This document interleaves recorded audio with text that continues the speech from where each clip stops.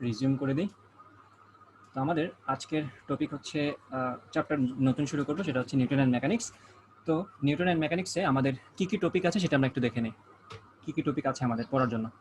তো প্রথম যে টপিকটা আমরা আমি জাস্ট লিস্ট করতে থাকি, আমরা একটা একটা করে পড়তে থাকবো, একটা একটা করে টিকমার্ক দিতে থাকবো।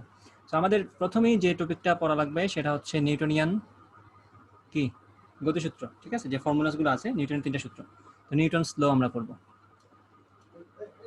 যেখানে প্রথম সূত্র আছে ফার্স্ট ল, সেকেন্ড ল এবং তৃতীয় সূত্র থার্ড ল। এই তিনটা আমরা পড়ব। আমরা আস্তে আস্তে সেকেন্ড ল এর উপর বেস করি, কিন্তু আমাদের মানে ফিজিক্সের অনেকটা কভার হয়ে যায় সেকেন্ড ল এর উপর বেস করি। যে সেকেন্ড ল থেকে প্রাপ্ত সূত্রটা কি মাথায় রাখবা, সেকেন্ড লটা কিন্তু F is equal to M A না, সেকেন্ড লটা হচ্ছে অন্য কিছু, সেটা আমরা দেখবো আস্তে আস্তে। নিউটনস ল আমরা পড়বো, দেন আমরা দেখবো হচ্ছে মানুষজন ঢুকতেছে আস্তে আস্তে। জুমের ব্যাপারটা আসলে খুবই বাজে, মানে সেটিং চেঞ্জ করার পরে সেটিংটা অ্যাপ্লাই হয় না, এটা খুবই জঘন্য একটা ব্যাপার। আমি ওয়েটিং রুম অফ করে রাখছি সেটিংয়ের মধ্যে, কিন্তু তারপরেও ওয়েটিং রুম অ্যাক্টিভ আছে, এটা হচ্ছে খুবই জঘন্য একটা ব্যাপার। আচ্ছা, তো নিউটনস আমরা দেখবো, দেন আমরা দেখবো হচ্ছে কিছু সূত্র, যে একটা হচ্ছে সংঘর্ষ পড়ার আগে আমাদের যে জিনিসটা পড়া লাগবে সেটা হচ্ছে ভরবেগের সংরক্ষণ, যেটা তোমরা 9-10-এ পড়ে আসছো, কনজারভেশন অফ মোমেন্টাম, ঠিক আছে, বাংলায় লিখি, বাংলা তো সবাই বুঝবে, ভরবেগের সংরক্ষণ অথবা কনজারভেশন অফ মোমেন্টাম, ঠিক আছে, ভরবেগের সংরক্ষণ। তারপর আমরা দেখব সংঘর্ষ। তো সংঘর্ষের মধ্যে দুইটা টাইপ আছে, একটা হচ্ছে স্থিতিস্থাপক সংঘর্ষ এবং আরেকটা হচ্ছে অস্থিতিস্থাপক সংঘর্ষ। একটা হচ্ছে ইলাস্টিক এবং একটা হচ্ছে ইনইলাস্টিক। অস্থিতিস্থাপক সংঘর্ষ, ওকে। তারপরে ভরবেগের সংরক্ষণের উপর বেস করেই আমাদের আরেকটা জিনিস আছে, সেটা হচ্ছে রকেটের সূত্র। রকেটের ফর্মুলা নিয়ে আমরা একটু আলোচনা করব। সংঘর্ষ আছে, ভরবেগ সংরক্ষণ আছে, এরপর আমরা একটা টপিক দেখব, সেটা নাম হচ্ছে বলের ঘাত নামে একটা টপিক আছে। ইম্পালস ফোর্স বলে এটাকে, বলের ঘাতকে, সরি, ইম্পালসিভ ফোর্স বলে এটাকে। আর ঘাত বল এক জিনিস আর বলের ঘাত আর এক জিনিস, আর এটা হচ্ছে আমাদের ঘাত বল, ইম্পালস ফোর্স, ওকে। মানে খুবই কম সময়ের মধ্যে যে বলটা কাজ করে সেটা হচ্ছে আমাদের ইম্পালস ফোর্স অথবা ঘাত বল। যেমন ধর আমি যখন ফুটবলে কিক করি, এটা হচ্ছে একটা ইম্পালস ফোর্স। আমি যখন ক্রিকেট ব্যাট দিয়ে ক্রিকেট বলকে হিট করি, সেটা হচ্ছে একটা ইম্পালস ফোর্স অথবা ঘাত বল। মানে সংঘর্ষকাল যদি খুবই সামান্য হয়, then that is called an impulse force, okay, ঘাত বল। আর বলের ঘাত ডিফারেন্ট জিনিস, আমরা সেটা দেখব। আচ্ছা, তারপরে আমাদের একটা ইম্পর্টেন্ট টপিক, যেটা হচ্ছে আমাদের ঘূর্ণন গতির ভিতরে ঢুকে যায়, সেটা হচ্ছে আমাদের জড়তার ভ্রামক, ঠিক আছে। তো এই সিঙ্গেল টপিকের উপর বেস করে আলাদাভাবে একটা কোর্স চালু করা যায়, যে জড়তার ভ্রামক বোঝাবো, এটা একটা কোর্স চালু হচ্ছে, তোমরা যারা ইন্টারেস্টেড তারা জয়েন করতে পারো। যদি এটা করবো না, বাট এটা এতটাই ভয়াবহ অবস্থা মানুষজনের মধ্যে যে এই জিনিসটা অনেকেই ঠিকমতো বুঝে না মানে ভয় পায় আর কি। ঠিকমতো বোঝা তো ডেফিনেটলি বুঝবে, বাট এই জিনিসটার ভীতিটা অনেকের মধ্যেই আছে জড়তার ভ্রামকের নিয়ে, ঠিক আছে, জড়তার ভ্রামক বা মোমেন্ট অফ ইনার্শিয়া। তো জড়তার ভ্রামকটা একটা আমরা ডিটেইলে পড়বো, একটু ভেঙে ভেঙে বুঝে বুঝে পড়বো জড়তার ভ্রামক টপিকটা। হ্যাঁ, তারপরে কি আছে টপিক, জড়তার ভ্রামক গেল, বলের ঘাত গেল, ঘাত বল গেল। মোটামুটি এই হচ্ছে আমাদের টপিকগুলো, যেগুলো আমরা পড়বো এই চ্যাপ্টারের মধ্যে থেকে। আর ফাঁকফুকর দিয়ে দুই একটা টপিক হয়তো বাদ পড়ে গেছে, সেগুলা পড়তে পড়তে আমাদের সামনে চলে আসবে, আমরা সেগুলো পড়ে ফেলবো। ওকে, সো এই হচ্ছে আমাদের ওভারঅল টপিক। রকেট পড়বো, বলের ঘাত পড়বো, ঘাত বল পড়বো, জড়তার ভ্রামক পড়বো, ওকে। আর ঘূর্ণন গতি তো ডেফিনেটলি একটা টপিক আলাদাভাবে আছে, জড়তার ভ্রামক ওই ঘূর্ণন গতির ভিতরেই পড়ে। আমরা একটা ম্যাথ দেখবো, টপিক দেখবো, সেটার নাম হচ্ছে কেন্দ্রমুখী বল। কেন্দ্রমুখী বল বলতে আসলে কি বোঝায় সেটা আমরা দেখব। তারপরে আমরা দেখব ব্যাংকিং নামে একটা টপিক আছে। ব্যাংকিং, ওই যে আমাদের রাস্তাঘাটে গাড়িগুলো যখন টার্ন নেয় বা আমরা নিজেরাই যখন টার্ন নেই, তখন কিন্তু আমাদের বাঁকা হয়ে যেতে হয়, আমরা কিন্তু ন্যাচারালি বাঁকা হয়ে যাই যখন আমরা টার্ন নেই দৌড়ের মধ্যে। রাস্তা যখন ডানে মোড় নেই বা বামে মোড় নেই, অটোমেটিক্যালি কিন্তু আমরা বাঁকা হয়ে যাই। এই যে বাঁকা হয়ে যাওয়ার ব্যাপারটা, দ্যাট ইজ কল্ড ব্যাংকিং অথবা বেঁকে যাওয়া। তো এই ব্যাংকিং নিয়ে আমরা আলোচনা করব, কেন্দ্রমুখী বল উপর বেস করেই ব্যাংকিংটা বানানো। সে কেন্দ্রমুখী বল নিয়েও কিন্তু যথেষ্ট কথাবার্তা বলার মতো ব্যাপার স্যাপার আছে, তো আমরা আস্তে আস্তে সেগুলো দেখবো। আমরা চ্যাপ্টারটা শুরু করে দিই, ওকে। তো প্রথমে আমাদের শুরু হচ্ছে নিউটনস ফার্স্ট ল দিয়ে। ফার্স্ট ল দিয়ে শুরু করি। ফার্স্ট লর স্বীকারোক্তি কি বলতো, মানে ফার্স্ট লর ডেফিনিশনটা কি আসলে, স্টেটমেন্টটা কি আসলে ফার্স্ট ল এর, একটু বলো কেউ একজন।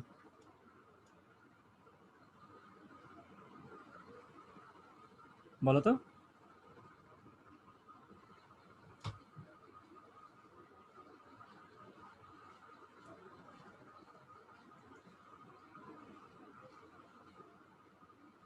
স্যার বল প্রয়োগ করার আগ পর্যন্ত স্থির বস্তু চিরকাল স্থির থাকবে এবং গতিশীল বস্তু সমবেগে চলতে থাকবে। ঠিক আছে, এটাই। আমি যদি কোনো বস্তুর উপর বাহ্যিক কোনো বল প্রয়োগ না করি, আচ্ছা বল প্রয়োগ করলেই কি সে মানে বল প্রয়োগ না করা মানে কি? আমার কি বল প্রয়োগ না করা মানে তার উপর আসলেই কোনো বল নাই নাকি লব্ধি বল শূন্য? লব্ধি বল শূন্য। লব্ধি বল শূন্য হতে হবে, এটা হচ্ছে ইম্পর্টেন্ট কথা। যে একটা বস্তু তার উপর কোনো বল না থাকা যে কথা, তার উপর লব্ধি বল শূন্য থাকা সেম কথা। ঠিক আছে, তার উপর কোনো একটা ধরো এই বস্তুটার নিচেরটার উপর কোনো বল নাই আর উপরেরটার উপর দুইটা বল আছে, বাট বল দুইটার লব্ধি শূন্য, তার মানে এটা একই কথা। তাহলে আমরা বলবো যদি লব্ধি বল শূন্য হয়, সামেশন অফ এফ মানে যতগুলো বল তার উপর কাজ করছে তাদের সবার সাম যদি জিরো হয়, সাম জিরো মানে কি তাদের ভেক্টর যোগ যদি জিরো হয়, দেন আমরা বলবো আদিবেগ এবং শেষ বেগ সমান থাকবে। আদিবেগ যদি শূন্য হয়ে থাকে শেষ বেগও শূন্য, আদিবেগ যদি একটা মান থাকে শেষ বেগের একটা মান থাকবে, মানে ওই বেগেই সে চলতে থাকবে সমবেগে। ওকে, এই হচ্ছে কথা। তো সামেশন অফ এফ সমান জিরো, এটা মানে হচ্ছে আমরা যেভাবে বলি যে বাহ্যিক কোনো বল কাজ না করলে এরকম না, আমরা বলবো যে তার উপর যদি লব্ধি বল শূন্য থাকে দেন স্থির বস্তু স্থির থাকবে, গতিশীল বস্তু চিরকাল সমবেগে চলতে থাকবে। ওকে, আচ্ছা, তো এটা একটা হিসাবটা হচ্ছে এরকম ভাবে যে এই জিনিসের প্রমাণটা কিভাবে আসলে খেয়াল করো একটু। ধরো অ্যারিস্টটলের হিসাবে যখন যখন আসছিল তখন মানে আমরা বিজ্ঞানের নামে না যাই, যেটা হচ্ছে আগের মানুষের যেটা মনে করতো নর্মালি কাহিনী হচ্ছে আমরা যা দেখি, ফিজিক্সটা তো আসলে অবজারভেশনের উপর, আমরা যা দেখি আসলে ওইটার উপর বেস করেই সূত্র বানাই। ঠিক আছে, আমরা যা দেখি তার উপর বেস করে একটা সূত্র দাঁড় করানোর চেষ্টা করি যে এটা যেহেতু রেগুলারলি এইভাবেই হয়, সূত্রটা মেবি এরকম। জিনিসটা ছিল এরকম যে একটা বস্তু যদি আমি চালাই, বাই নেচার সে একটু সময় গিয়ে আটকে যাবে, বাই নেচার সে একটু পরে গিয়ে আটকে যাবে। ওকে, সো এই যে সে আটকে যাচ্ছে আমরা ধরে নিচ্ছি এটাই নেচার। একটা বস্তুকে তুমি যেভাবেই দাও না কেন একটা সময় যাওয়ার পরে সে আটকে যাবে। এবং আমি এইভাবে এখানে একটা জিনিস আছে যে একটা বস্তুকে আমি যদি ছেড়ে দিই বাই নেচার সে পড়ে যাবে, মানে এটা হচ্ছে নেচারের রুল বলা হয় যায় যে আমি একটা বস্তুকে উপর থেকে ছেড়ে দিলে সে নিচে আসবে, সে কখনোই উপরে যাবে না। অথবা একটা বস্তুকে যদি আমি লাথি মারি সামনের দিকে, সে একটা সময় যাওয়ার পরে আটকে যাবে। সো বাই নেচার অথবা বাই অবজারভেশন আমরা কিন্তু এই জিনিসটা দেখতে পারি। আমি যখন একটা ফুটবলে লাথি মারি ফুটবলটা কিন্তু একটা সময় গিয়ে আটকে যায়, অথবা ক্রিকেট বলকে যখন আমি ছুড়ে মারি একটা সময় গিয়ে আটকে যায়, আমরা ধরে নিচ্ছি এটা আটকে যাবেই, এরকম একটা কথা। কিন্তু কেন আটকে যায়, একটা বস্তু আটকানোর পিছনে কারণ কি হতে পারে? তো সেটা হচ্ছে দেখা যায় যে আমাদের এই যে তলটা আছে তলের মধ্যে একটা ঘর্ষণ বল কাজ করে। ঠিক আছে, তো ঘর্ষণ বলের জন্যই ঘর্ষণটা কন্টিনিউয়াসলি তার বেগটা কমাতে থাকে এবং একটা সময় গিয়ে তার বেগটা শূন্য হয়ে যায়। ঠিক আছে, তো এই যে এক্সপেরিমেন্টটা আমি এমনভাবে করলাম যে নর্মাল একটা তলের মধ্যে যখন একটা বস্তুকে আমি ধাক্কা দিই তখন বস্তুটা মনে করো একটা সার্টেন জায়গায় যাওয়ার পরে সে আটকে যায়, এখানে আসার পর সে আটকে গেল। কিন্তু আমি যদি এই তলের উপর একটা পিচ্ছিল লেয়ার দিয়ে দিই, মনে করো কোনো একটা পিচ্ছিল জিনিস গ্লিসারিন মনে করো আমি ফ্লোরের মধ্যে একটু করে দিলাম, লাগিয়ে দিলাম তলের মধ্যে গ্লিসারিন দিয়ে আমি মাখায় রাখলাম রুমটাকে বা আমার ফ্লোরটাকে। ওকে, সো তখন যখন আমি এটাকে ধাক্কা দিব, একই বলে যখন ধাক্কা দিব তখন দেখা যাবে সে মোটামুটি অনেক দূর চলে গেছে, অনেক দূর চলে আসছে। তার মানে আমি কি করছি আসলে গ্লিসারিন লাগানোর ফলে আসলে কি হয়েছে, রুমের যে তলটা, আমার যে ফ্লোরের যে তলটা, এই তলের সাথে আমাদের ব্লকটার ঘর্ষণ বলের পরিমাণটা কমে গেছে, অর্থাৎ আমি ঘর্ষণটাকে মিনিমাইজ করে ফেলছি। ঘর্ষণ মিনিমাইজ করার ফলে কি হচ্ছে, ঘর্ষণ জিরো হচ্ছে না ঠিক আছে, বাট বস্তুটার দূরত্ব অনেক বেড়ে গেছে। আমি যখন তুলনামূলকভাবে আরো বেশি পিচ্ছিল একটা ম্যাটেরিয়াল নিয়ে আসবো, যখন তুলনামূলকভাবে একটু বেশি পিচ্ছিল ম্যাটেরিয়াল নিয়ে আসবো তখন দেখা যাবে এক্স্যাক্টলি সেম ফোর্স দিয়ে যখন আমি তাকে ধাক্কা দিব সে আরো বেশি দূর গিয়ে তারপরে কি আটকে যাবে। ওকে, কারণ এখানে আমি ঘর্ষণটা আরো কমিয়ে দিছি। আমি যখন ঘর্ষণটা আরো কমিয়ে দিব, ঘর্ষণ কমিয়ে দেওয়া মানে কি, তার উপর এদিক থেকে যে ফোর্সটা কাজ করছিল ওকে বাধা দেওয়ার জন্য কে কাজ করতেছিল, আমাদের এই যে ঘর্ষণ বলটা। যখন আমি আমার ঘর্ষণ বল এখানে অনেক বেশি ছিল, এখানে একটু কমে গেছে, এখানে অনেকটা কমে গেছে, তা আমি এভাবে যদি ঘর্ষণ কমাতে থাকি একসময় কি হবে, একসময় ঘর্ষণ বলের পরিমাণটা আমরা বলতে পারি টেন্স টু জিরো। যখন ঘর্ষণ বলটা টেন্স টু জিরো হয়ে যাবে তখন কিন্তু এই বলের দ্বারা, এই যে আমি যখন বস্তুটাকে ধাক্কা দিই, বস্তুটাকে কিন্তু আমি সবসময় সমান বলেই ধাক্কা দিচ্ছিলাম, তো আমাদের ধাক্কা বলের দ্বারা যে ত্বরণটা সে লাভ করবে প্রথমে, ওই জন্য সে যে ব্যাগটা লাভ করবে সেই ব্যাগটা কিন্তু তার বহাল থাকবে, কারণ তখন আমাদের ঘর্ষণটাকে আমরা অলমোস্ট জিরো ধরে ফেলতে পারি, তখন সে চলতে থাকবে। তা আমরা ধরে নিতে পারি যদি আমরা বাই চান্স কোনোভাবে, বাস্তবে যেটা সম্ভব না, আমি যদি ঘর্ষণটাকে জিরো করে ফেলতে পারি, ঘর্ষণটা যদি জিরো হয়ে যায় তাইলে কিন্তু এই সাইড থেকে প্রযুক্ত বলটা কি হয়ে যাবে, একমাত্র বল, এবং এই বলের দ্বারা প্রাপ্ত যে ব্যাগটা পাবে, খেয়াল করো একটা জিনিস, বলটা ততক্ষণই কাজ করে, একটা জিনিস খেয়াল রাখবা, বলটা ততক্ষণই কাজ করে যতক্ষণ পর্যন্ত বস্তুটার সাথে বলটা লাগানো থাকে। খেয়াল করো, আমি যখন একটা বস্তুকে লাথি দেই, এই লাথি দেওয়ার বলটা কি আমার এইখানে বস্তুটা আসার পরে থাকে? বলো তো, একটু কমন সেন্স খাটিয়ে বলো তো। এই জায়গাটা থেকে আমার বস্তুটার উপর এই বল কাজ করছে, যেটা দিয়ে আমি তাকে লাথি মারছিলাম?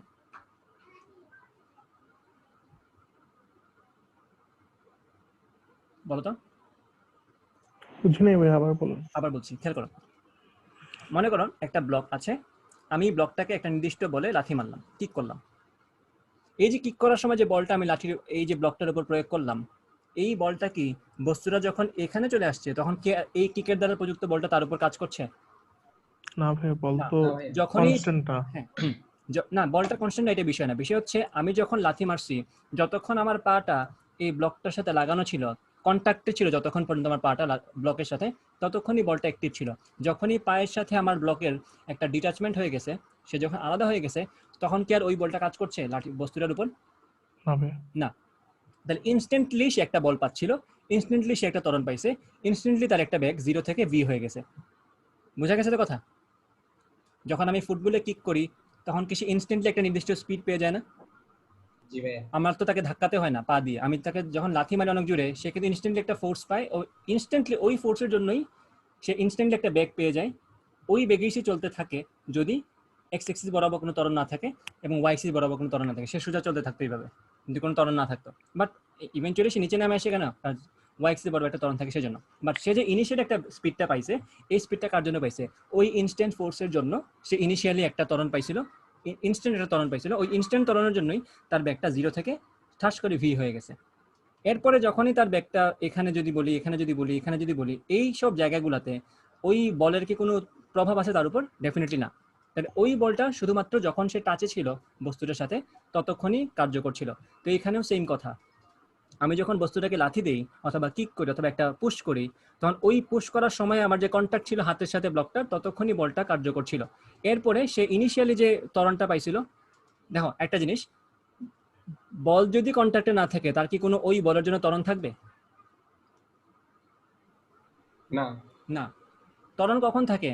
ত্বরণ তখনই থাকে যখন বল থাকে। বল যদি আমার বস্তুটা যদি আমার কন্ট্যাক্টে না থাকে, আমার তো ত্বরণও থাকবে না। তাহলে ইনস্ট্যান্ট ত্বরণের জন্য তার বেগ মনে করো 0 থেকে V হয়ে গেল। ইনস্ট্যান্ট ত্বরণের জন্য তার বেগটা, আমি একটু স্ক্রিনটা বড় করি, কালিটা কি করব এটা, হ্যাঁ, ইনস্ট্যান্ট ফোর্সের জন্য সে একটা ইনস্ট্যান্ট ত্বরণ লাভ করলো। বল নাই হয়ে গেল, ত্বরণও নাই হয়ে গেল। ব্যাপারটা কি ক্লিয়ার হয়েছে এখন? আচ্ছা, ইনস্ট্যান্ট ফোর্সের জন্য সে ইনস্ট্যান্ট ত্বরণ লাভ করলো। আচ্ছা, ওই ইনস্ট্যান্ট ত্বরণের জন্য তার ব্যাগটা 0 ছিল, তার ব্যাগটা 0 থেকে V হয়ে গেল। ওকে, এখন দেখো, যেহেতু বলটা এবং ত্বরণটা ইনস্ট্যান্ট ছিল, 0 থেকে V তে ব্যাগ নিয়ে আসার পরেই কিন্তু এই ত্বরণটা এবং এই বলটা একসাথে নাই হয়ে গেল, তাই তো? এখন এই যে তার ব্যাগটা V হয়ে গেল, এই ভিটা কমবে কিভাবে? যদি পিছন দিকে একটা ফোর্স কাজ করে, তাইলেই তো, নাকি? তো যদি এই ব্লকটা তল দিয়ে যেতে থাকে এবং তলের ঘর্ষণ তার উপর কাজ করে, তাইলে এই ব্যাগটা আস্তে আস্তে কমতে কমতে কমতে কমতে এখানে 0 হয়ে যাবে। কিন্তু যদি এই ভিটা না কমে, তার মানে কি তলের মধ্যে কোনো ঘর্ষণ নাই, অর্থাৎ সে কোনো বাধা পাচ্ছে না। তো এই জিনিসটা আমরা এখানে বলছি, ইনস্ট্যান্ট যে ধাক্কাটা আমি দিছিলাম, সেই ধাক্কার জন্য সে একটা ফোর্স পাচ্ছিল। ইনস্ট্যান্ট যে ধাক্কা আমি দিছিলাম, সেই ধাক্কার জন্য একটা ব্যাগ সে লাভ করছিল, হুইচ ইজ V। এই ভিটা কখনোই কমবে না যদি উল্টা দিকে কোনো ঘর্ষণ কাজ না করে, কারণ আমার দ্বারা প্রযুক্ত বল এবং এই ভিটা বাড়বেও না। কেন বাড়বে না?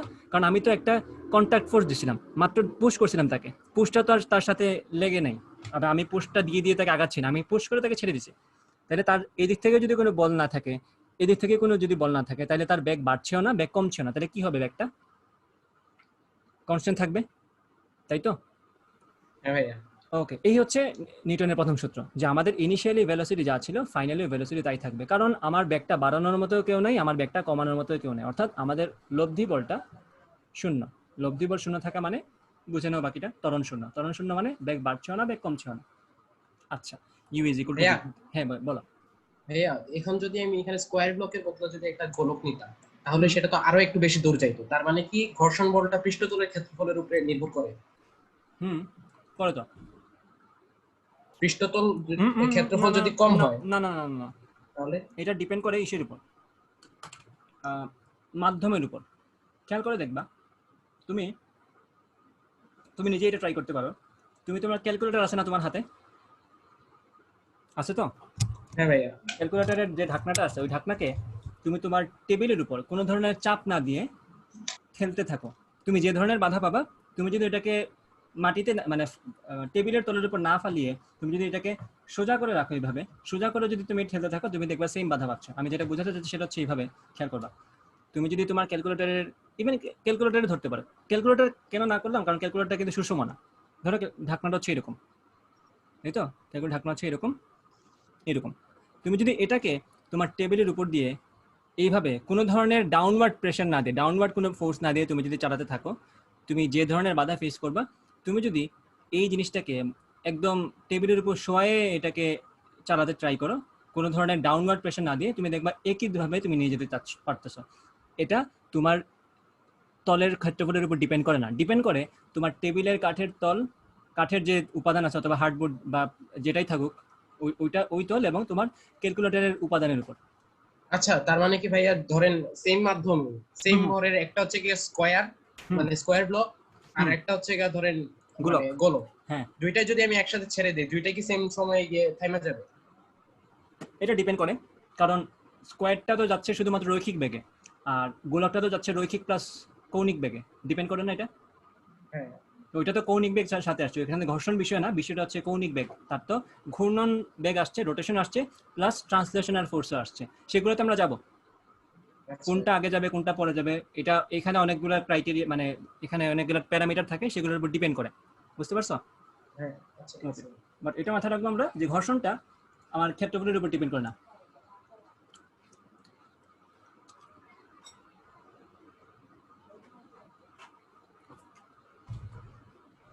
ওকে,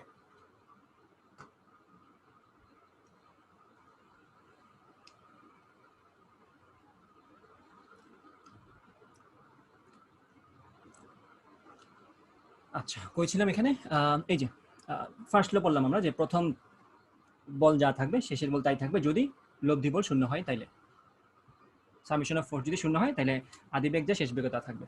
আচ্ছা, এখন আমরা সেকেন্ড লতে আসি, Newton's second law. Second law এর বিষয়বস্তু হচ্ছে, এবং মাথায় রাখবে ফার্স্ট ল থেকে তো ওইভাবে ম্যাথ আসে না, ম্যাথগুলো যা আছে সবই সেকেন্ড ল থেকে আসে। ওই দেখবা তুমি সামেশন অফ এফ সমান এম এ, এই জিনিসটা কত বেশি তোমার কাজে লাগে সামনেই দেখতে পারবা। ম্যাথ যখন সলভ করতে দিব তখন দেখবা যে এটা কাজে লাগে। হ্যাঁ, খাওয়া দাওয়া তো করতে হয়। একজন আমাকে জিজ্ঞেস করছে আমি খাইতেছি কিনা। খাওয়া দাওয়া করতে হয়, যে খাবার খেলে এনার্জি বাড়ে কিন্তু টায়ার্ড হই না সেটাই খাই আমি। ভাত টাত খাইলে আবার ক্লাসের মধ্যে ঘুম ধরে, সো ভাতটা ইগনোর করা ট্রাই করি, ফলমূল বেশি খাই, চাঙ্গা থাকে, মন মেজাজে ভালো থাকে, আবার ঘুমও ধরে না, আবার এনার্জিও পাওয়া যায়। তো সেই ক্ষেত্রে সবচেয়ে ভালো খাবার হচ্ছে আমার মতে খেজুর, মানে হিউজ এনার্জি পাওয়া যায় এটা থেকে। আমি অনেক খেজুর খাই প্রত্যেক দিন, এবং তোমরা খেয়ে দেখতে পারো, ভালো, এটা অনেক ভালো এবং উপকারী একটা ফল। তোমার এনার্জিও থাকবে যেটা তোমার দরকার, এবং তোমার ঘুমও পাবে না, এটাও তোমার দরকার। আর ভাত খাইলে তো ভাই, ভাত খেয়ে ক্লাস নিতে আসলে, ভারী খাবার খেয়ে আসলে আর কি, ক্লাসের মাঝখানে ঘুম ধরে যায়। এবং সবচেয়ে ইম্পর্টেন্ট কথা, ঘুম তো ধরো আমি সামহাও আটকায় রাখলাম, বাট তোমার যে মাথা স্লো হয়ে যায় এটা তুমি টের পাবা। তুমি দেখবা যে নর্মাল একটা জিনিস তুমি বুঝাতে গেছো, তুমি দেখতেছো যে মাথা কাজ করতেছে না। নর্মাল একটা ইকুয়েশন এইভাবে সলভ করা যায়, তুমি এইভাবে সলভ করতেছো, এটা হয়। মাথা যদি কাজ না করে, তোমার মাথা তোমাকে বুঝাই দিবে যে আসলে মাথা কাজ না করলে কি হতে পারে তোমার জীবনে। যাই হোক, সেকেন্ড লতে আসি এখন আমরা। সেকেন্ড ল হচ্ছে যে সূত্র যেটা, সেটা হচ্ছে একটা বস্তুর উপর প্রযুক্ত বল তার ভরবেগের পরিবর্তনের সমান। পরিবর্তনের হার আর কি, ভরবেগের পরিবর্তনের হার লিখে দিই, ভরবেগের পরিবর্তনের হার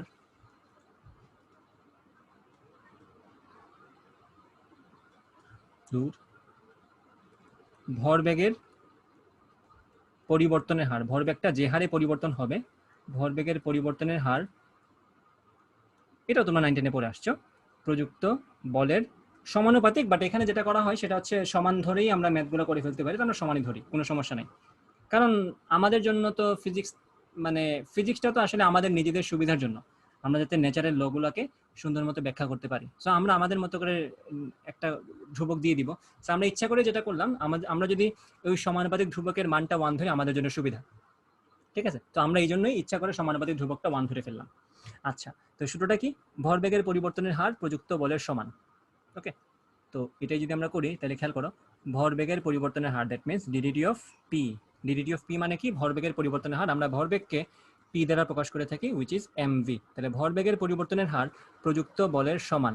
এখানে একটা ঝামেলা আছে, অনেকেই এখান থেকে ধরে নেয় যে F is equal to M এটাই হচ্ছে আমাদের নিউটনের সেকেন্ড ল। এটা রং। এটা কিন্তু নিউটনের সেকেন্ড ল থেকে একটা স্পেশাল কেস। স্পেশাল কেস মানে স্পেশাল কেস, এটা কিন্তু সব কেসে এটা সত্য না। সব কেসে F is equal to M A সত্য না, কিছু কিছু ক্ষেত্রে F is equal to M A মিথ্যা হতে পারে, সেটা আমরা এখন দেখবো। তাহলে খেয়াল করো এখানে, আমি আশা করি তোমরা ডিফারেন্সিয়েশন পারো। তো ডিডিটি অফ পি মানে কি? আসলে খেয়াল করো তো, ডিডিটি অফ পি মানে হচ্ছে ডিডিটি অফ এম ভি। আমরা নর্মালি ক্লাসিক্যাল ফিজিক্সে নর্মালি যেটা হয়, আমরা নর্মালি ধরেন একটা ব্লক নিয়ে আমরা নাড়াচাড়া করতেছি, একটা ব্লককে আমি গতিশীল করলাম, সেক্ষেত্রে তার ভরটাতে কনস্ট্যান্ট থাকবে। তা আমরা কি করি? কনস্ট্যান্ট ধরে নিয়ে এমটাকে বাইরে নিয়ে আসি এবং ডিডিটি অফ ভি বলি সমান এফ। এটা বলার রাইট আমাদের আছে, যেহেতু আমাদের ধরে নিচ্ছি আমাদের ভরটা কনস্ট্যান্ট। এখানে আমরা ধরে নিচ্ছি যে এম হচ্ছে আমাদের কনস্ট্যান্ট, ধরতেই পারি। আচ্ছা, তো ডিডিটি অফ ভি তো আমাদের হচ্ছে সেই সময়ের সাথে বেগের পরিবর্তনের হার, সেটা হচ্ছে আমাদের এ বা ত্বরণ। তো এম এ সমান এফ, তাহলে আমরা সূত্র পেয়ে যাচ্ছি। সূত্রটা কি? সূত্রটা হচ্ছে F is equal to M A. Okay, এখন এই যে F is equal to M A, এটা কিন্তু একটা স্পেশাল কেস। এফ সমান না বলে আমরা সামেশন অফ এফ বলবো, ঠিক আছে? সামেশন অফ এফ মানে যতগুলো বল আছে সবগুলো বলের লব্ধি। এফ দ্বারা বোঝায় একটা বল, কিন্তু সামেশন এফ দ্বারা বোঝায় যে যতগুলো বল আছে সবগুলো লব্ধি। এটা কথার মধ্যে পার্থক্য আছে কিন্তু। আচ্ছা, আমরা পেলাম যে সামেশন অফ এফ সমান এম এ। এটা হচ্ছে একটা স্পেশাল কেস। কখন? যখন আমাদের এম কনস্ট্যান্ট। কিন্তু বাই এনি চান্স এম যদি আমাদের কনস্ট্যান্ট না থাকে, ধরো আমি এমন একটা সিচুয়েশনে আসলাম যেখানে আমাদের বস্তুটা থেকে আস্তে আস্তে ভর নির্গত হয়ে যাচ্ছে অথবা ভর বের হয়ে যাচ্ছে, সময়ের সাথে ভর কমে যাচ্ছে, যেটা হচ্ছে ধরো একটা জ্বালানিপূর্ণ একটা যদি আমি রকেট বলি অথবা জ্বালানিপূর্ণ যদি একটা গাড়ি বলি, ধরো গাড়ির ট্যাঙ্কে তো অনেক অনেক জ্বালানি থাকে, বা প্লেন বলতে পারো। তো সেক্ষেত্রে কিন্তু প্লেনের যে আমরা ভর বলি এজ এন অবজেক্ট, প্লেনের কিন্তু ভরটা আস্তে আস্তে কমে যাচ্ছে। কারণ প্লেনটা কি আসলে শুধু প্লেনের ভর নাকি জ্বালানি সহ প্লেনের ভর বলো তো? জ্বালানি সহ প্লেনের ভরটাই হচ্ছে আমাদের ভর, মানে প্লেনের বডির ভর, ভিতরে থাকে যাত্রীর ভর, যেটা কনস্ট্যান্ট থাকবে যদি না ভিতর থেকে কোনো যাত্রী আমরা তুলে ফেলে দিই, তুলে ফেলে দিই, সেই ক্ষেত্রে তো ডিফারেন্ট কেস। বাট আমরা জাস্ট মনে করছি যে জ্বালানি আস্তে আস্তে কমে যাচ্ছে। সো এই যে জ্বালানি কমে যাচ্ছে, জ্বালানি কমে যাওয়ার ফলে আমাদের নিশ্চয়ই প্লেনের ভরটাও কমে যাচ্ছে। তাহলে সেক্ষেত্রে আমরা যদি সূত্র অ্যাপ্লাই করি, সেক্ষেত্রে কিন্তু আমরা এম কে কনস্ট্যান্ট হতে পারবো না। সেক্ষেত্রে সময়ের সাথে কিন্তু আমাদের জ্বালানিটাও কমে যাচ্ছে, অর্থাৎ আমাদের ভরটাও কিন্তু সময়ের সাথে কমে যাচ্ছে। তাহলে তখন আমরা লিখতে হবে ডিডিটি অফ পি সমান, খুবই বাজে একটা অবস্থা কালির, আর একটু মোটা করা লাগবে। আচ্ছা, সেক্ষেত্রে আমরা লিখবো ডিডিটি অফ পি সমান তো আমার সামেশন অফ এফ। বাট এক্ষেত্রে ডিডিটি অফ যখন আমরা এম ভি লিখবো তখন আমাদের দুইটাই ভেরিয়েবল, তখন আমাদের এমও ভেরিয়েবল, তখন আমাদের এফ ভিও ভেরিয়েবল। তো তোমরা নিশ্চয়ই ডিডিএক্স অফ ইউভি এই মেথডটার সাথে পরিচিত নাকি? ইউভি মেথড সেকেন্ড ইয়ারে যেহেতু ম্যাক্সিমাম এখানে পারার কথা, যে দুইটাই হচ্ছে আমাদের এক্স এর ফাংশন, ইউ একটা এক্স এর ফাংশন, ভি একটা এক্স এর ফাংশন, যেহেতু দুইটাই ভেরিয়েবল। তো আমি কি করবো? প্রথমে ইউ কে ইনটেক রাখবো d d x of V plus V কে ইনটেক রাখবো ডিডিএক্স অফ ইউ, এইভাবে। তো এখানেও সেম কথা, আমাদের এম ভি দুইটা যদি ভেরিয়েবল হয়, প্রথমে আমরা এম কে কনস্ট্যান্ট ধরবো, M into d d t of V plus V into d d t of M সমান কি? Summation of F. তো এই হচ্ছে আমাদের মেইন সূত্র, নিউটনের সেকেন্ড ল যদি বলতে হয় এটাকে বলতে পারো। এটা হচ্ছে নিউটনের সেকেন্ড ল একদম ডিরেক্ট ম্যাথমেটিক্যাল এক্সপ্রেশন। এটাকে তুমি ডিরেক্ট সেকেন্ড ল বলতে পারো না, এই ক্ষেত্রে এটা স্পেশাল কেস। খেয়াল করো, যদি আমাদের ভরটা কনস্ট্যান্ট থাকে সেক্ষেত্রে কি হবে? ভরটা যদি কনস্ট্যান্ট হয় মানে কি? ডিডিটি অফ এম সমান কি হবে বলো তো? সময়ের সাথে ভরের চেঞ্জ হচ্ছে না, তখন ডিডিটি অফ এম সমান আমার 0 আসবে। তো এই পুরো টার্মটা 0 হয়ে সামেশন অফ এফ সমান আমাদের এম এই আসবে। ওইটা ঠিক আছে, তাই আমি লিখতে পারি এটাকে M A plus V into d d t of M সমান সামেশন অফ এফ, এটা বলতে পারো। এটা হচ্ছে নিউটনের সেকেন্ড ল।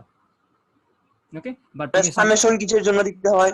সামেশন দিতে হয় কজ তোমার মনে করে একটা বস্তুর উপর অনেকগুলো বল কাজ করছে, এই একটা ফোর্স কাজ করছে, এই একটা ফোর্স কাজ করছে, এই একটা ফোর্স কাজ করছে, এই একটা ফোর্স কাজ করছে, এই সবগুলা বল F1 F2 F3 F4 এই সবগুলা বস্তুর উপর কাজ করছে না, কিন্তু সবগুলা বল যেভাবে কাজ করছে বস্তুটা কি ওইভাবেই যাবে নাকি সবগুলা লব্ধি বরাবর যাবে বলো তো?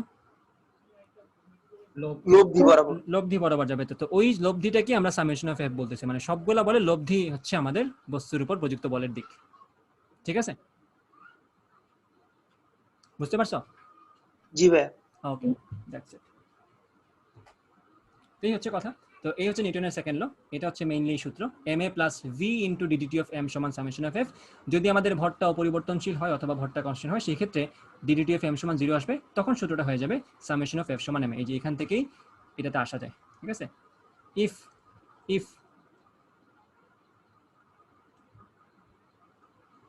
If m constant, if m is constant, সেক্ষেত্রে আমরা বলতে পারি if m is constant then d d t of m সমান আমাদের 0 আসবে। সো আমাদের এখান থেকে আমরা কোন সূত্র পাবো? এই সূত্র পেয়ে যাবো তখন। ওকে, এই হচ্ছে আমাদের নিউটনের সেকেন্ড ল, ঠিক আছে। আচ্ছা, ওকে।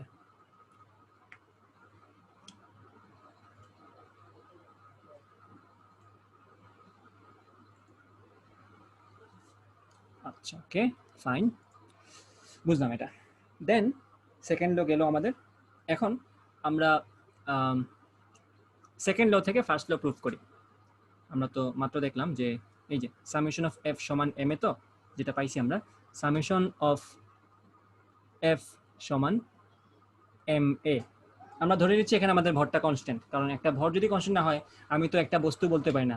আমাদের ফার্স্ট লতে ছিলই যে একটা বস্তুর উপর প্রযুক্ত লব্ধি বল যদি শূন্য হয় দেন তার আদিবেগ এবং শেষ বেগ সমান, অর্থাৎ সে যদি স্থির থাকে স্থির থাকবে, গতিশীল থাকে তাহলে ওই বেগেই চলতে থাকবে সারা জীবন।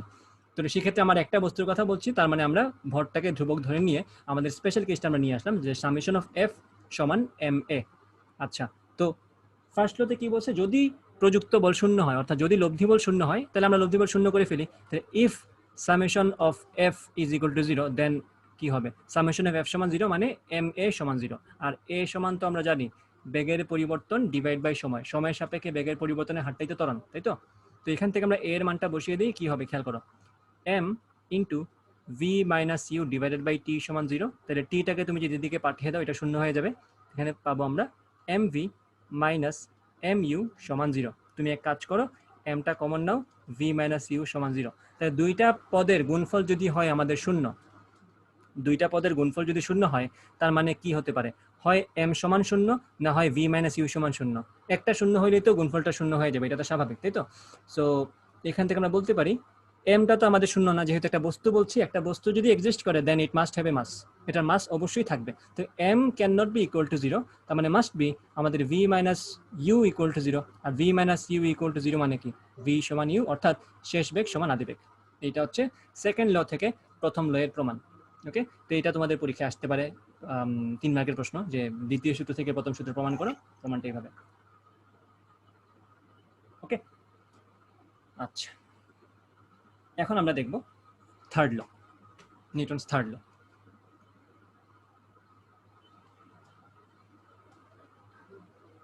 থার্ড ল তার মোটামুটি সবাই পড়ছো, বেশি কিছু বলার নাই আমার, যে প্রত্যেকটা বল জোড়ায় জোড়ায় থাকে, যদি ক্রিয়া থাকে তাহলে প্রতিক্রিয়া থাকবে। চাঁদ পৃথিবীকে আকর্ষণ করছে, পৃথিবী চাঁদকে সেম বলে আকর্ষণ করছে, পৃথিবী আপেলকে আকর্ষণ করছে, আপেল পৃথিবীকে সেম বলে আকর্ষণ করছে, পৃথিবী চাঁদকে আকর্ষণ করছে, চাঁদ পৃথিবীকে সেম বলে আকর্ষণ করছে। সো এইভাবেই চলতে থাকে। তুমি পৃথিবীকে আকর্ষণ করছো, পৃথিবী তোমাকে আকর্ষণ করছে। হ্যাঁ, একটা কোয়েশ্চেন ছিল সেকেন্ড লতে। হ্যাঁ, সেকেন্ড লতে আমরা টি এর মানটা ইনফিনিটি বসাইলাম না কেন? কারণ আমরা তো ফার্স্ট লতে বলছিলাম যে চলতে থাকবে, বা যেটা চলতেছে, আর যেটা স্থির আছে মানে সব সময় স্থির। বল যদি না প্রয়োগ করি, শোনো শোনো শোনো, আমি কি টোটাল টাইম বসাইছি নাকি যে কোনো সময় ব্যবধানে পার্থক্যটা বোঝাচ্ছি? ও আচ্ছা, বুঝছি। আমি তো একটা সার্টেন টাইম পিরিয়ড নিচ্ছি না। হ্যাঁ, বুঝছি। ওকে ওকে, এখন দেখো থার্ড ল। থার্ড ল তো আর বুঝতেছো, ক্রিয়া সমান প্রতিক্রিয়া, যারা সারা জীবন পড়ে আসছো। এখানে কিছু ইম্পর্টেন্ট কথা আছে, মানুষজন এটাকে ভুল ব্যাখ্যা করে থাকে, বা মানুষজন নিজের করে নিছে এটাকে। ওকে, বাই দ্য ওয়ে, তোমাদের এই চ্যাপ্টারের উপর একটা ভালো ক্লাস আমি তোমাদেরকে রেফার করি, মানে এই ফিজিক্সের উপর। তুমি যদি ধরো ফিজিক্সের উপর মানে মোটামুটি একটা ভালো আইডিয়া তোমার দরকার হয়, বা মনে করো যে ফিজিক্স তোমার খুব ভালো বোঝা দরকার, সেক্ষেত্রে তুমি একজন ভাইয়ের ভিডিও লেকচারগুলো দেখতে পারো। তোমরা অনেকে হয়তো দেখো তার লেকচার, সেটা হচ্ছে অন্যরকম পাঠশালার। অন্যরকম পাঠশালা তো দেখো না এমন কেউ মনে হয় এখানে নাই, সবাই দেখছো। অন্যরকম পাঠশালার জুয়েল ভাই, এই জুয়েল ভাই, মাকসুদ জুয়েল, তাই তো। উনার লেকচারগুলো তোমরা দেখতে পারো, আমি হাইলি প্রেফার করি তোমাদেরকে। অনেক ভালো পড়ায়, মানে এ অন্য লেভেলের মানুষ। তো তার যে লেকচারই তোমরা পাও একদম মানে গোগ্রাসে গিলে ফেলতে পারো উইদাউট এনি হেসিটেশন, ঠিক আছে। সে যাই পড়ায় ভালো মতো পড়ায় এবং একদম প্রিসাইসলি পড়ায়, মানে কোনো ধরনের মানে ঘাটতি নাই, যা পড়াবে একদম প্রিসাইসলি পড়াবে। ঠিক আছে, তো এমন কেউ কেউ আছো যে জুয়েল ভাইয়ের ভিডিও দেখো নাই? মনে হয় না নাই, এখানে এমন কেউ আছে মনে হয় নাই যে জুয়েল ভাইয়ের ভিডিও দেখো নাই। আমি তো দেখি নাই। তুমি দেখো নাই? তুমি দেখতে পারো। দেখি নাই। কে দেখো নাই? আবির? জি ভাইয়া। আচ্ছা, তাহলে আমি আমি একটু পরিচয় করে দিই ওনার সাথে তোমারে। আমি ভিডিও শেয়ার করছি তোমাদের সাথে, একটু ওয়েট করো। বের করে দিই। অন্যরকম পাচ্ছিলা ফিজিক্স থেকে দিলেই ওনার লেকচার আসার কথা, মানে সামনে আসার কথা। এখন শুধু ভাইয়া ইয়া আসে, ওই মহাকর্ষের চ্যাপ্টারটা আসে, বাকিগুলা মানে পরে ওনারটা গেছে। আসে না। ইউটিউবের তো অ্যালগোরিদমের কিছু মেকানিজম আছে। ইউটিউব কিন্তু সবসময় পুরান ভিডিওকে করে না, নতুন যেগুলো আসে সেগুলোকে তারা সামনে নিয়ে আসে। এটা হচ্ছে তাদের মানে কাস্টমার গ্রো করার একটা সিস্টেম। ধরো আমি সেম টপিকের উপর ভিডিও যদি 5 বছর আগে দেই, ওইটা যতই ভালো হোক সামনে আসবে না। রিসেন্টলি যে ভিডিওগুলো মোটামুটি ভালো ভিউ আসছে সেগুলো সামনে আসবে, স্বাভাবিক। এখন আমি যদি আবার ভিডিও দিই সেক্ষেত্রে আসবে। এই ইউটিউবের এটা করার কারণ হচ্ছে কন্টেন্ট ক্রিয়েটররা যাতে কন্টিনিউয়াসলি ভিডিও বানাতে থাকে, এটা হচ্ছে তাদের টার্গেট। ঠিক আছে, যাতে আমি আমার কাস্টমারদের ধরে রাখতে পারি, সো দ্যাট তারা আমার মাধ্যমে ইনকাম করতে পারে। এবং এখানে কিন্তু চেইন আছে অনেক। ইউটিউবে আমার ভিডিও সবার আগে দেওয়ার মানে কি, আমার সাথে অন্যান্য কোম্পানি যেগুলা করে এড দেয়, তারা আমার ভিডিও থ্রুতে দিবে। সো এখানে ইউটিউবের ইনকাম আছে। ইউটিউব তাদেরকে ইনকাম দিবে যারা রেগুলার ভিডিও বানায়। বিকজ যারা রেগুলার ভিডিও বানায় মানে হচ্ছে তাদের কাস্টমার এখন লাইভ আছে, মানে জীবিত আছে, এরা এখনো এরা দেখে ভিডিওটা। ঠিক আছে কথা। সো ইউটিউবের অনেক মেকানিজম আছে, আমি তোমাদের সাথে শেয়ার করছি। দাঁড়াও একটা দেখাই। ওই জন্য পাইছিলাম।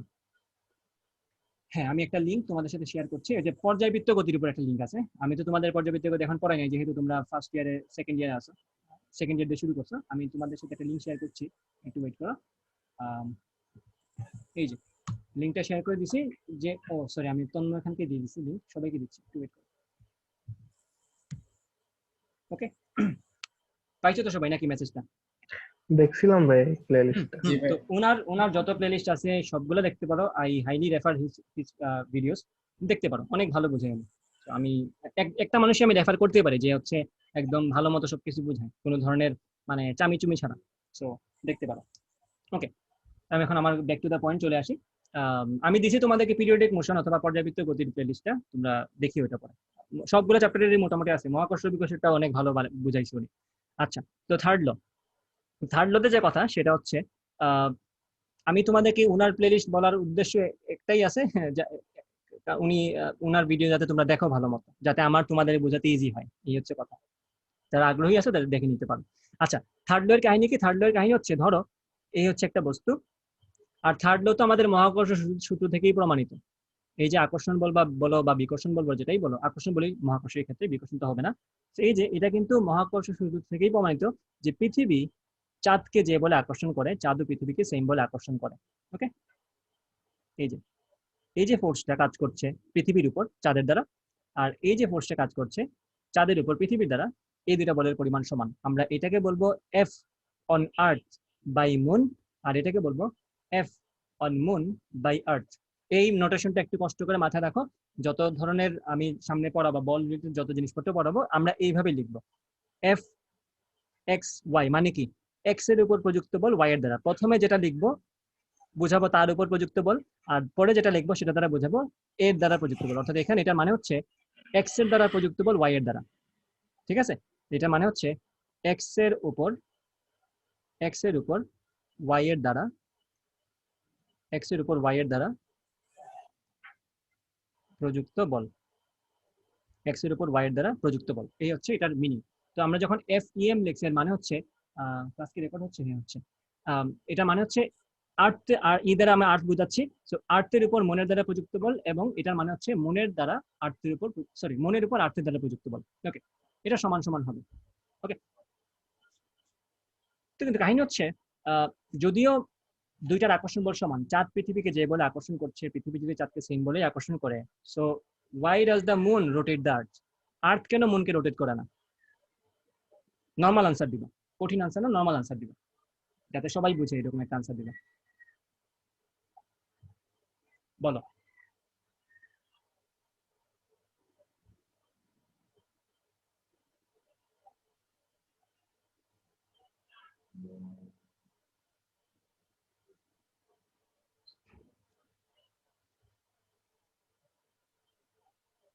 প্রশ্নটা কি বোঝাতে পেরেছি আমি? জি ভাইয়া। চাঁদ কেন পৃথিবীকে কেন্দ্র করে ঘুরে, পৃথিবী কেন চাঁদকে কেন্দ্র করে ঘুরে না? যদিও দুইটার উপর সমান পরিমাণ বল প্রয়োগ করছে। এটা কারণটা বলে দিই। কারণ হচ্ছে বলের পরিমাণ সমান হলেও ভরের পরিমাণ কি সমান? আমাদের আমাদের পৃথিবীর ভরটা কি অনেক বেশি না চাঁদের তুলনায়?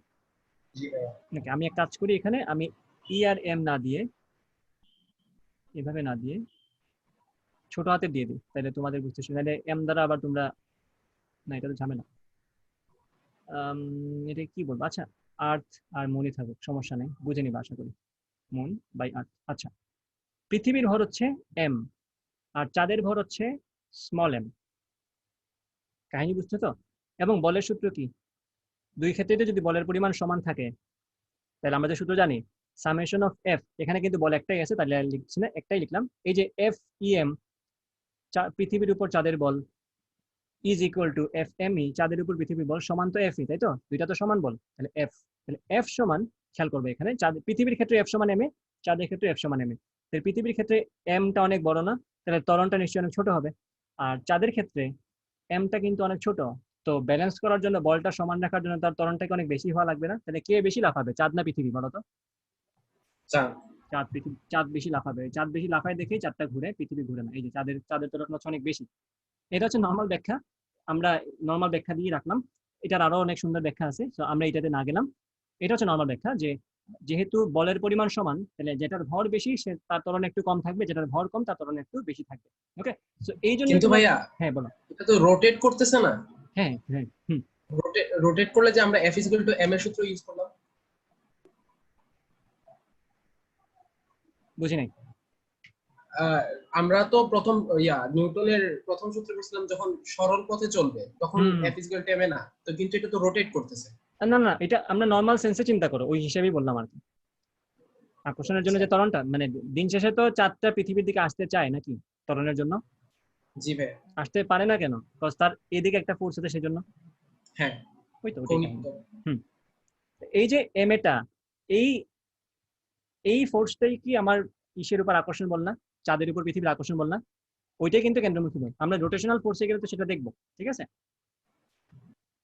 আচ্ছা ওকে, এখন খেয়াল করো, এই যে কনসেপ্ট আমি মাত্র তোমাদেরকে বুঝালাম, যে যার ত্বরণ ভর বেশি তার ত্বরণ কম, যার ভর কম তার ত্বরণ বেশি, এটা একটা প্র্যাকটিক্যাল এক্সাম্পল দাও তো, যে রিয়েল লাইফে এই এই এই থিওরিটা ব্যবহার করা হয়।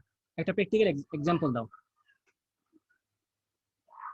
যে ভর বেশি দেখে ত্বরণ বেশি হবে, কম হবে, ভর কম দেখে ত্বরণ বেশি হবে। এই জিনিসটা কোথায় আমরা দেখতে পারি, মানে অ্যাপ্লিকেশনটা কোথায় দেখতে পারি?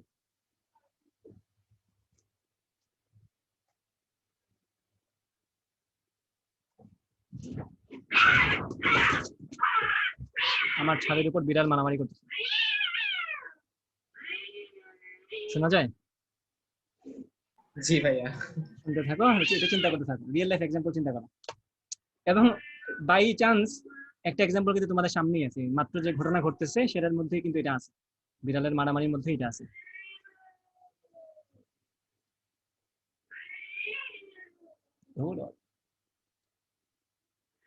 একজন আনসার দিছে, সংঘর্ষ ভাইয়া। সংঘর্ষ হলে কি হয় বলতো?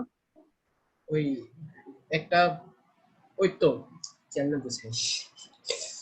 বড় বিড়াল ধাক্কা মারলে ছোট বিড়াল বেশি ব্যথা পায়। এই তো বুঝছো, বড় বিড়াল যদি হ্যাঁ, ওইটাই সেম আর কি। জোরে স্ল্যাপ করে, ছোট বিড়াল একটু বেশি চলে যাবে, কিন্তু ছোট বিড়াল যদি সেম বলেই ধাক্কা মারে, বড় বিড়ালে কিছু হবে না।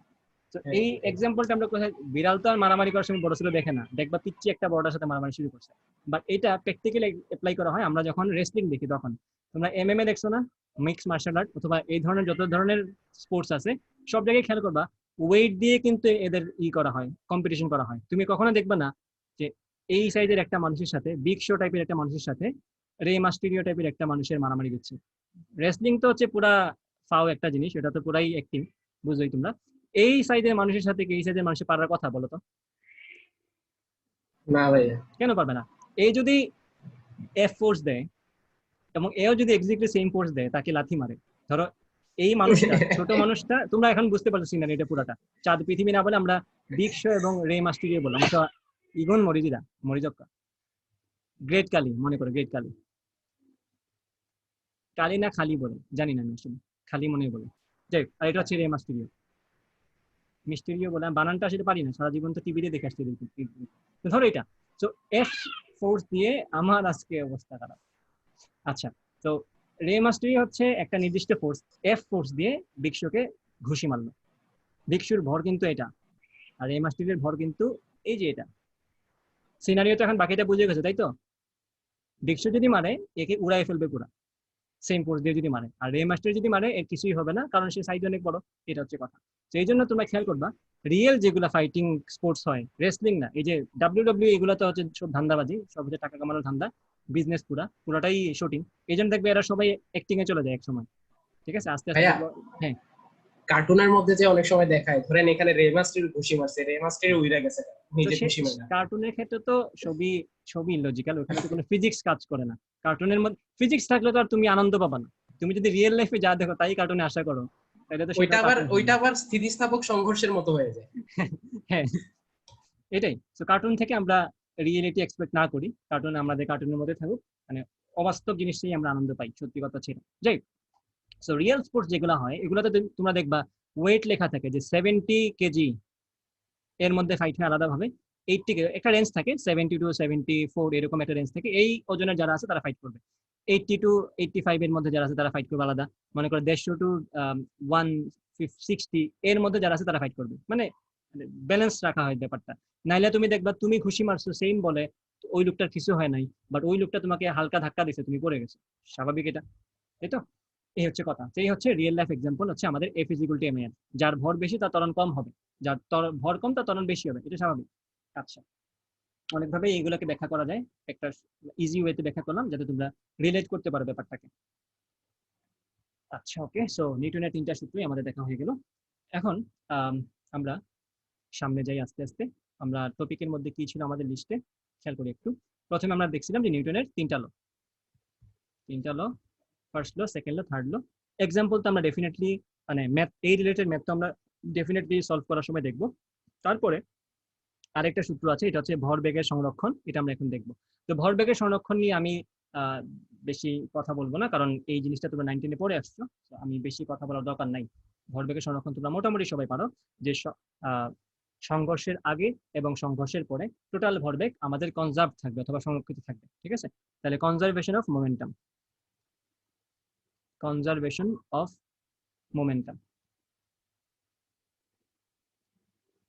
আমি সব একসাথে লিখে ফেলছি, সরি, কনজারভেশন অফ মোমেন্টাম। আচ্ছা, তো যখন দুইটা বস্তু পরস্পরকে ধাক্কা দিবে, মনে করে একটা বস্তু, এবং মাথায় রাখবা আমাদের ইন্টারের সিলেবাসে আমরা যখন সংঘর্ষ করি, দুইটা বস্তুর মধ্যে যখন কলিশন হয়, তখন আমরা ধরেই নেই যে বস্তু দুইটা একই রেখা বরাবর গতিশীল, হয় তারা একটা রেখা বরাবর একই দিকে যাচ্ছে, না হয় তারা একই রেখা বরাবর বিপরীত দিকে আসতেছে। আমরা আমাদের সংঘর্ষগুলোতে আমরা এই জিনিসগুলো নিয়ে আসি না, মাথায় রাখবে এই জিনিসটা। দুইটা বল, একটা এই দিক থেকে আসতেছে আর আরেকটা এই দিক থেকে আসতেছে, এই ধরনের কলিশন নরমালি আমরা পড়ি না, আমাদের সিলেবাসে ওইটা কভার করে নেই। আমরা শুধুমাত্র 0 ডিগ্রি অথবা 180 ডিগ্রি, অর্থাৎ মুখোমুখি সংঘর্ষ অথবা পিছন থেকে সংঘর্ষ, এইরকম একটা কাহিনী 0 ডিগ্রি থাকবে অথবা 180 ডিগ্রি থাকবে। তো এইরকম সিচুয়েশন নিয়ে আমরা কথা বলবো, আমরা এই ধরনের সিচুয়েশন গুলা ইগনোর করবো। ওকে, সো যখন একটা বস্তু আরেকটা বস্তুকে ধাক্কা দেয়, বাট কাহিনী হচ্ছে যেভাবেই ধাক্কা হোক, সংঘর্ষ যেভাবেই হোক, সব ক্ষেত্রেই এই সূত্র খাটবে, কনজারভেশন অফ মোমেন্টাম সকল ধরনের সংঘর্ষে খাটবে, এটা মাথায় রাখা লাগবে। এটা আমি লিখে দেবো একটু পরে নোটের মতো করে।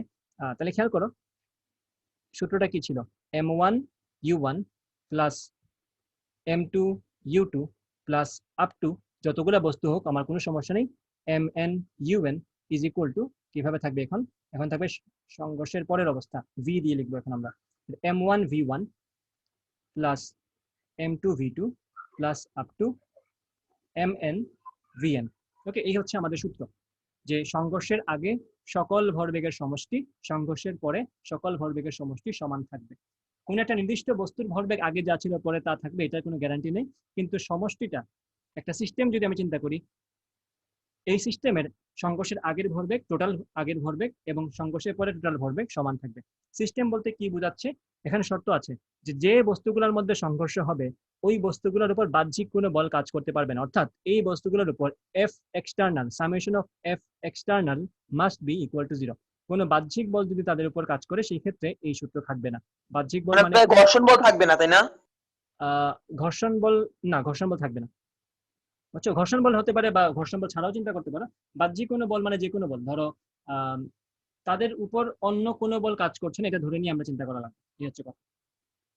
অথবা অন্য কোনো বল যদি কাজ করেও সামেশনটা যাতে শূন্য হয় সেটা হলে আমাদের চলবে, এটা হচ্ছে শর্ত, এটা হচ্ছে আমাদের কন্ডিশন। এই সূত্রে অ্যাপ্লাই করার কন্ডিশন হচ্ছে summation of F x, x দ্বারা আমরা বোঝাচ্ছি এক্সটার্নাল, এক্স দ্বারা আমরা বোঝাচ্ছি এক্সটার্নাল বাহ্যিক বল।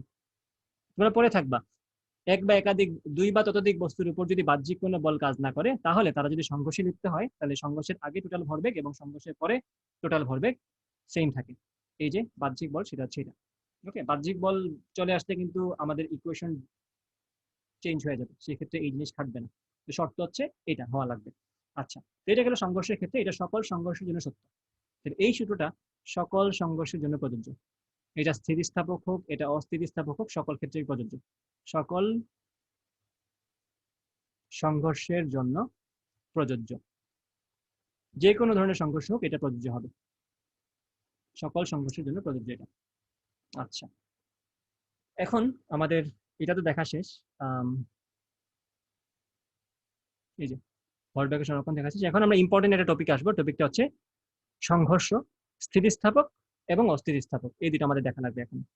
সংঘর্ষ থেকে কিন্তু পরীক্ষায় প্রশ্ন আসে, সো আমাদের একটু বোঝা দরকার যে কোনটাকে আমরা স্থিতিস্থাপক বলবো, কোনটাকে আমরা অস্থিতিস্থাপক বলবো। মাথায় রাখবা পরীক্ষার প্রশ্নের মধ্যে কখনোই তোমাকে মানে মোস্ট অফ দ্য টাইম তোমাকে বলে দিবে না যে এটা স্থিতিস্থাপক সংঘর্ষ নাকি এটা অস্থিতিস্থাপক সংঘর্ষ।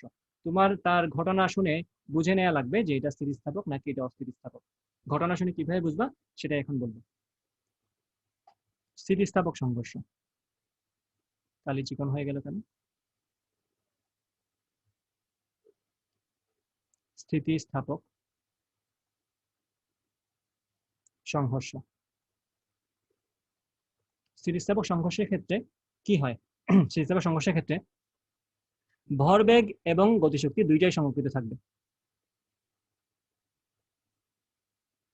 এই কালিটা বিরক্তিকর, চোখে ধরে।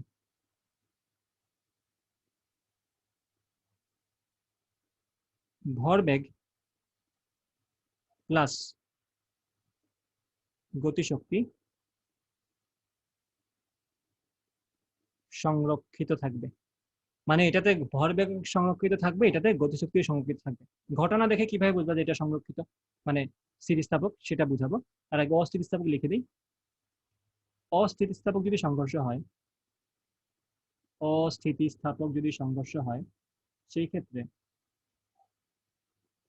ক্ষেত্রে শুধুমাত্র ভরবেগ সংরক্ষিত, only momentum will be conserve, সেক্ষেত্রে গতিশক্তি সংরক্ষিত থাকবে না, সেখানে শুধুমাত্র ভরবেগ সংরক্ষিত। আগেই বলছিলাম সকল ধরনের সংঘর্ষে আমাদের ভরবেগ সংরক্ষিত থাকবে, এটা এখানে লিখলাম আবার যে স্থিতিস্থাপকেও ভরবেগ সংরক্ষিত, অস্থিতিস্থাপকেও ভরবেগ সংরক্ষিত।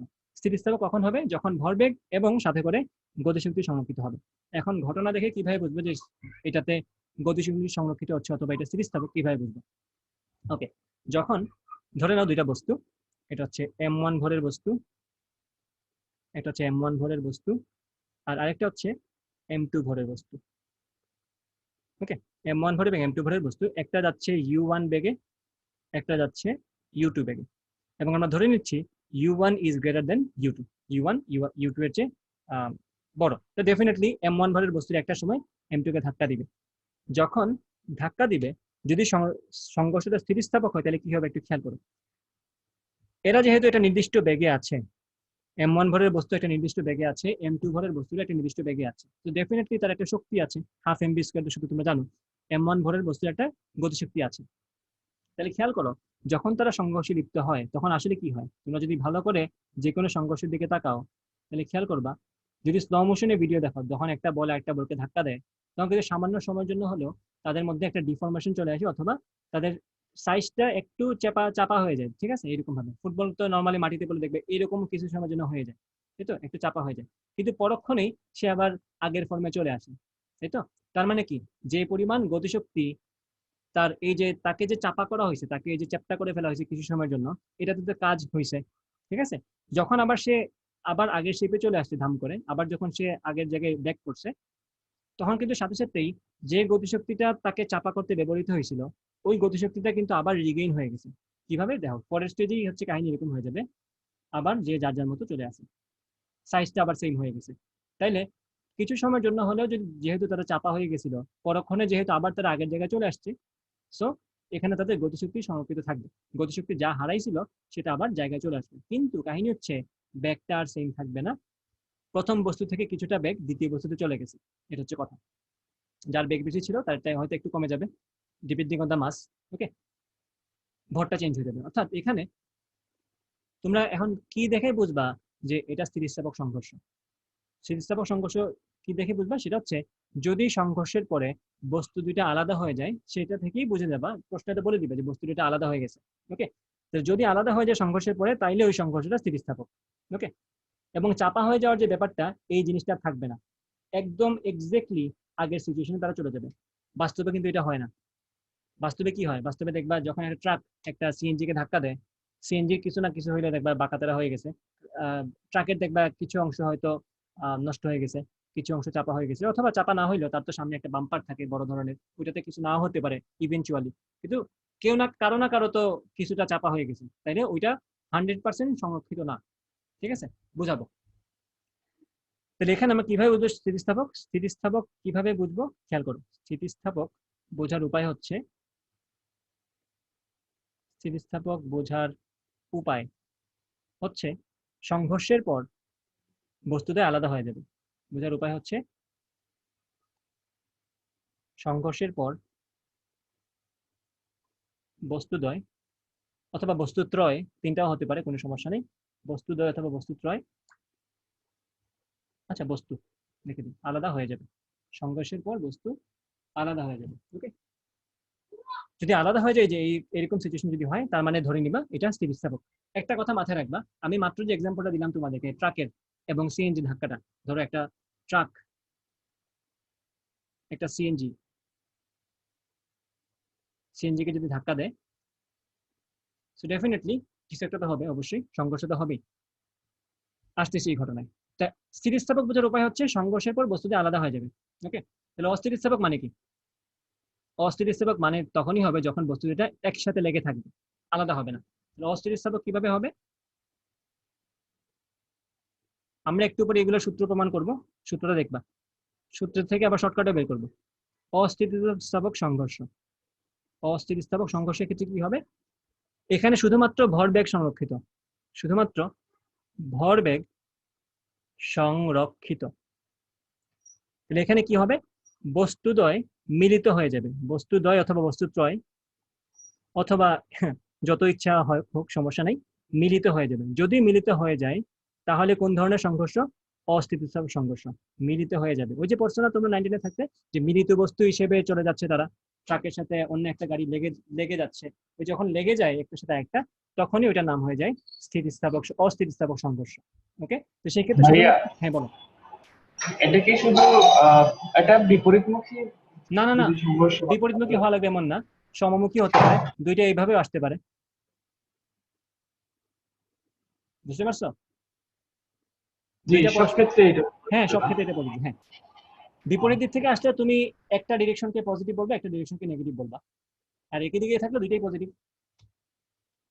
বুঝা গেছে? কোনটাকে পজিটিভ বলবো আর কোনটা তোমার যেটা ইচ্ছা তুমি পজিটিভ বলবা, এটা তোমার কোনো এটাতে কোনো বাধ্যবাধকতা নাই। তুমি যদি ডান দিকেরটাকে পজিটিভ বলো, বাম দিকেরটাকে নেগেটিভ বলো। বুঝা গেছে? এখন ধরো আমি বললাম দুইটা ভারী বস্তু, ধরো একটা বস্তুর ভরকে আমরা বললাম এই বস্তুর ডিরেকশনটাকে বললাম আমরা পজিটিভ, এই বস্তুর ডিরেকশনটাকে বললাম নেগেটিভ। সংঘর্ষের পরে ফাইনাল যে ব্যাগটা আসলো সেই ব্যাগটা মনে করে পজিটিভ, তার মানে কি হচ্ছে বুঝতে পারছো? মানে হচ্ছে প্রথম বস্তুটা একটু বেশি শক্তিশালী, সে দ্বিতীয় বস্তুকে ঠেলে ওইদিকে নিয়ে যাচ্ছে। বুঝা গেছে? আর যদি আনসার নেগেটিভ হয়, আনসার যদি ফাইনালটা নেগেটিভ হয়, তার মানে কি যেটাকে তুমি নেগেটিভ ধরছো ওইটা বেশি শক্তিশালী, ওইটা তার মতো করে প্রথমটাকে নিয়ে যাচ্ছে। বুঝা গেছে? জি ভাই। আচ্ছা, আমরা দেখবো, এগুলো তো আমরা আসবো। তাহলে এখন আমরা তো মাত্র কিভাবে দেখে বুঝতে পারি সেটা দেখলাম, এখন আমরা সূত্র প্রমাণ করবো যে স্থিতিস্থাপকের সূত্র কি আলাদা হবে। স্পেশালি স্থিতিস্থাপকের জন্য একটা জোস একটা সূত্র আছে, একজন বের হয়ে গেছিল মনে হয়। স্থিতিস্থাপকের জন্য একটা জোস সূত্র আছে যেটা আমরা প্রমাণের সময় দেখে থাকি, বাট ওইটাকে আমরা আলাদাভাবে সূত্র হিসেবে একনোলেজ করি না। এটা আমরা 19 দেখে আসছি, সরি 19 বই তো নাই কিছু, কি বলবো এদের কথা। তোমাদের ফিজিক্স বইটা এত বাজে 19, মানে ম্যাথ বইতে তো তাও জাতের আছে, অনেক কিছু আছে, মানে দেখা যায় যে জিনিসপত্র অনেক লোড করা আছে, কিন্তু ফিজিক্স বই জঘন্য, মানে এত জঘন্য বই আমি জীবনে দেখিনি ফিজিক্স বইয়ের মতো। তোমাদের 9-10 যারা আছে, যারা মাত্র এসএসসি পাস করছে তাদের জন্য বললাম, কিছুই নাই, আর ইচ্ছা মতো ভুলভাল জিনিস দিয়ে ভরা। ভাই ইন্টারের কোন বইটা ভালো সব থেকে ফিজিক্সে? ইন্টারের জি ইন্টারের ভাইয়া। একটা বইকে তো আর স্পেসিফিকলি ভালো বলা যায় না। সবচেয়ে ভালো বই আসলে বলা সম্ভব না, কিছু বই বলা যায়। ইসাকের বই তুমি পড়তে পারো, দেন তুমি ননী গোপাল স্যারের বই ভাইয়া পড়তে পারো। ভাইয়া ননী গোপাল, শাহজাহান তপনের বইটা কিরকম? শাহজাহান তপন স্যারের থিওরি ভালো, এক্সারসাইজ ভালো না। এক্সারসাইজ মানে ইজি প্রশ্ন দেয় আর কি, ওইটা স্ট্যান্ডার্ড না। ইসাক স্যারের কোয়েশ্চেন গুলো স্ট্যান্ডার্ড। ইসাক স্যারের বইয়ে থিওরিতে অনেক ভুল আছে, মানে বইয়ের ভিতরে এক্সাম্পল অনেক ভুল আছে, ওইটা ঠিক করে না ওরা, কেন ঠিক করে না আল্লাহ জানে। ননী গোপাল স্যারের বইটা অনেক ভালো আছে, প্লাস গিয়াসউদ্দিন স্যারের বই পড়তে পারো। এটা যদি ইঞ্জিনিয়ারিং ইচ্ছা থাকে তাহলে গিয়াসউদ্দিন স্যারের বইটা ফলো করতে পারো। এই তো এই বইগুলো দিলাম। ভাইয়া আমার ইসাক নাই, ননী গোপাল আর গিয়াসউদ্দিন আছে। চলবে, কোনো সমস্যা নেই, আরো ভালো, কোনো সমস্যা নেই। আচ্ছা যাই হোক, আমরা সূত্রের প্রমাণে চলে যাই। আমরা প্রথমে এটা বুঝলাম যে কোনটাকে আমরা স্থিতিস্থাপক বলবো এবং কোনটাকে আমরা অস্থিতিস্থাপক বলবো। যদি দেখি সংঘর্ষের পর তারা আলাদা হয়ে যায়, দেন হচ্ছে আমাদের সংঘর্ষটা স্থিতিস্থাপক। আর যদি সংঘর্ষের পর তারা মিলিত হয়ে যায়, তাহলে হচ্ছে আমরা বলবো অস্থিতিস্থাপক। কিন্তু কাহিনী হচ্ছে, এমন কি হতে পারে যে এটা 100% স্থিতিস্থাপক না, 100% অস্থিতিস্থাপক না? ডেফিনেটলি হতে পারে। রিয়েল লাইফে যত ধরনের সংঘর্ষ হয় সবই এরকম, এটা 100% স্থিতিস্থাপক না, 100% অস্থিতিস্থাপক না। 100% স্থিতিস্থাপক হওয়ার শর্ত কি ছিল? 100% স্থিতিস্থাপক হওয়ার শর্ত ছিল যে বস্তুদের মধ্যে যখন সংঘর্ষ হবে, সংঘর্ষকালীন সময়ে তাদের যে হালকা ডিফরমেশন হয়, সেটা যাতে আবার 100% রিফরমেশন হয়ে যায়, আবার যাতে সেম শেপে চলে আসে। কিন্তু তুমি যখনই সংঘর্ষ দেখবা তখন আবার অস্থিতিস্থাপকের শর্ত কি ছিল? যে মিলিত হয়ে যাবে। বাট তুমি রিয়েল লাইফে দেখবা যত সংঘর্ষ হয় সেখানে ডিফরমেশন তো হয়, ওটা তো আবার আগের জায়গায় আসে না। ডিফরমেশন হচ্ছে, আবার বস্তুতে মিলিত হচ্ছে না। ট্রাক যখন একটা সিএনজিকে ধাক্কা দেয়, সিএনজি আর ট্রাক কিন্তু আবার একসাথে চলে না, ওটা কিন্তু আলাদাই হয়ে যায়। আলাদা হওয়ার শর্তে দেখে স্থিতিস্থাপকের বৈশিষ্ট্যধর্মী বলা যায়। আবার ডিফরমেশন যে তাদের হয়, যে এই যে সিএনজিটা একটু চাপা হয়ে গেল, পিছন দিয়ে যে একটু দুমড়ে মুচড়ে গেল, এটার জন্য তাকে আবার অস্থিতিস্থাপকও বলা যায়। ঠিক আছে, সো দুইটাই তার মধ্যে থাকে। তাহলে আমরা ভাইয়া বলতে পারি, হ্যাঁ বলো। অস্থিতিস্থাপক কি মানে কি বলতেছি, আরে স্থিতিস্থাপক 100% তো হওয়ার সম্ভাবনাই নেই, কারণ যখন সংঘর্ষ হবে তখন তো একটা তাপ শক্তি উৎপন্ন হবে, গতিশক্তিটা আমি কি না না, তাপে? আমরা তাপ শক্তি বাদ দিয়ে যদি চিন্তা করি সেক্ষেত্রে সম্ভব না, বুঝছো? বুঝছো ভাই? ওই যে ডিফরমেশন যে হয়, ওটা কি আবার জায়গায় চলে আসে মনে হয় তোমার কাছে? না না, ওই তো ওইটা দিয়ে বলা যায় তাপ শক্তিতে আমরা নাই গেলাম। তাপ শক্তিতে খুবই সামান্য পরিমাণ ধরতে পারো, বাট ওই যে তবে ধরেন ধরেন আমি দেয়ালের মধ্যে একটা বল মারতেছি, হ্যাঁ হ্যাঁ হ্যাঁ, এটাকে মোটামুটি স্থিতিস্থাপক বলা যায়, হ্যাঁ ডেফিনেটলি। ওইটা তো আবার রিফরমেশন হয়ে যায়, তাই তো। বাট কিছুদিন পরে কিন্তু বলটা ওই টের পায়, কিছুদিন পরে যে সে যে আবার ফেটে যায় বা আস্তে আস্তে হ্যাঁ বলটা ঢিলা হয়ে যায়, তাই না? সো জি ওইটা ভাই। কিন্তু ওই কাজ করতে করতে আসলে তার এই অবস্থা হালত হয়ে যায়। যাই হোক, তো আমাদের সমস্যা নেই, আমাদের বইয়ে কখনোই এমন কোনো প্রশ্ন দিবে না যেটা 100% না। এটা হয় 100% স্থিতিস্থাপক হবে, না হয় 100% অস্থিতিস্থাপক হবে। মাঝামাঝি কিছু আমাদের সিলেবাসে দিবে না, আমাদের ইন্টারের সিলেবাস বলো, এখানে মাঝামাঝি কিছু থাকবে না। ওইটা হয় পিওর স্থিতিস্থাপক, না হয় পিওর অস্থিতিস্থাপক। আচ্ছা, এখন আমরা পিওর স্থিতিস্থাপক নিয়ে আলোচনা করি। এখানে একটা সূত্র প্রমাণ করব, একটু কষ্ট করে দেখব। স্থিতিস্থাপক সংঘর্ষ, অস্থিতিস্থাপক তো ইজি, স্থিতিস্থাপকটাতে একটু ঝামেলা হয় অনেকের। অস্থিতিস্থাপক সংঘর্ষ, তো এখানে কোন কোন জিনিস সংরক্ষিত থাকে? ভরবেগ, একদম তো বের হয়ে গেছিল। এখানে সংরক্ষিত থাকে হচ্ছে ভরবেগ এবং গতিশক্তি দুইটাই। তো ধরো এই হচ্ছে একটা বস্তু m1 ভরের, এই হচ্ছে আরেকটা বস্তু m2 ভরের। ভালো করে সবাই খেয়াল করবা, মনে করে না এটা পারো, এটা পারো না আসলে, ম্যাক্সিমামই পারো না, এটা শিওর থাকো। তাহলে মনে করে m1 ভরের বস্তুটা u1 বেগে যাচ্ছিল, m2 ভরের বস্তুটা u2 বেগে যাচ্ছিল। আমরা ধরে নিচ্ছি u1 is greater than u2। সংঘর্ষের পরের অবস্থায় লিখে ফেলি ডিরেক্ট, সংঘর্ষের পরে m1 যাচ্ছে v1 বেগে, এবং যেহেতু স্থিতিস্থাপক তো আলাদা হয়ে যাবে, m2 যাচ্ছে v2 বেগে। এই হচ্ছে কথা। তাহলে যেহেতু তাদের দুইটা জিনিসই সংরক্ষিত থাকবে, ভরবেগ গতিশক্তি দুইটাই সংরক্ষিত থাকবে, তাহলে লেখা যায়, প্রথমে লিখি ভরবেগ সংরক্ষিত, গতিশক্তি লিখে ফেলি প্রথমে, যে half m1 u1 squared plus half m2 u2 squared is equal to half m1 v1 squared plus half m2 v2 squared. তাহলে এখান থেকে মনের আনন্দ নিয়ে সবগুলো হাফকে কেটে ফেলা, সবগুলো হাফ কাটা শেষ। এখন আমরা যেটা করবো সেটা হচ্ছে u1 স্কোয়ার গুলোকে একসাথে করে ফেলবো আর u2 স্কোয়ারকে একসাথে করে ফেলবো। সরি, ভুল বলছি, m1 এর জিনিসগুলোকে একসাথে করে ফেলে। তাহলে এই m1 v1 স্কোয়ারকে আমরা এদিকে নিয়ে আসি আর এই m2 u2 স্কোয়ারকে আমরা এদিকে নিয়ে আসি। m2 গুলো একসাথে, m1 এর গুলো একসাথে, এই হচ্ছে আমাদের উদ্দেশ্য। তাহলে কি করা যায় দেখো, এখানে খেয়াল করে যদি আমি এই m1 v1 স্কোয়ারকে এই যে বাম পাশে নিয়ে আসি, তাহলে আমরা m1 কমন নিতে পারি। m1 কমন নিলে কি বলা যায়, এটাকে বলা যায় u1 squared minus v1 squared, তাই তো?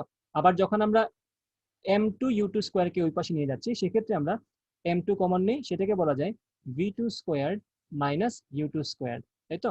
তো এটাকে লেখা যায় কি, খেয়াল করো, m1 into u1 plus v1 plus u1 minus v1, তাই তো? আর এখানে এটাকে বলা যায় v2 plus u2 into v2 minus u2। রাখলাম, এটাকে এইভাবে সাজিয়ে রেখে দিলাম, এটাকে ইকুয়েশন 1 বানিয়ে রেখে দিলাম। ওকে, থাকলো এটা এইভাবে। এখন এটা তো আসলো গতিশক্তি সংরক্ষণ থেকে, তাই তো? এটা আসছে গতিশক্তি সংরক্ষণ থেকে। এখন যদি আমরা ভরবেগের সংরক্ষণে যাই, তাহলে সূত্রটা কি দাঁড়াবে খেয়াল করো, এটাকে লেখা যাবে m1 u1 plus m2 u2 সমান m1 v1, সরি, এটাকে লেখা যায় m1 v1 plus m2 v2। তাহলে এখন দেখো, আমি যদি এখন m1 এর জিনিসটাকে আবার এখানে নিয়ে আসি, m2 এর জিনিসটাকে আবার এখানে নিয়ে যাই, এখানেও সেম কথা, m1 যদি আমি কমন নিই কি পাবো, u1 মাইনাস v1, আর ওইদিকে m2 কমন নিলে পাবো v2 মাইনাস u2। এটাকে আমরা কি হিসেবে লিখতে পারি, ইকুয়েশন 2 হিসেবে লিখতে পারি, তাই তো? এখন খেয়াল করো, আমি যদি ইকুয়েশন 1 কে ইকুয়েশন 2 দ্বারা ভাগ করি, এখানে একটা সুন্দর জিনিস হয়ে যাবে, ইকুয়েশন 1, সরি, আরে কালিগুলা এত ঝামেলা করে আমারে। ওকে, আমরা ইকুয়েশন 1 কে 2 দ্বারা ভাগ করি। 2 দ্বারা ভাগ করলে একটু ভালো করে তাকিয়ে দেখো তো কি কি কাটা যায়। ইকুয়েশন 1 কে ইকুয়েশন 2 দ্বারা ভাগ করব, কি হবে?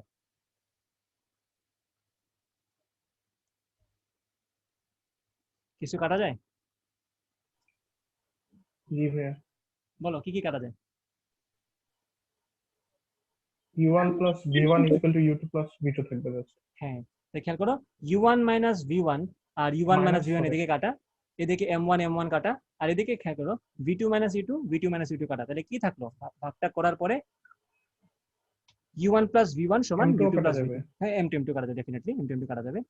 ওকে, এখানে লেখা যায়, কাজ করি, এটাকে কালার চেঞ্জ করে ফেলি, এটাকে লেখা যায় ভাগ করার পরে লেখা যায় u1 plus v1 is equal two u2 plus v2। এটাই কিন্তু তোমাদের সেই শর্টকাট সূত্র যেটা আমি বলছিলাম।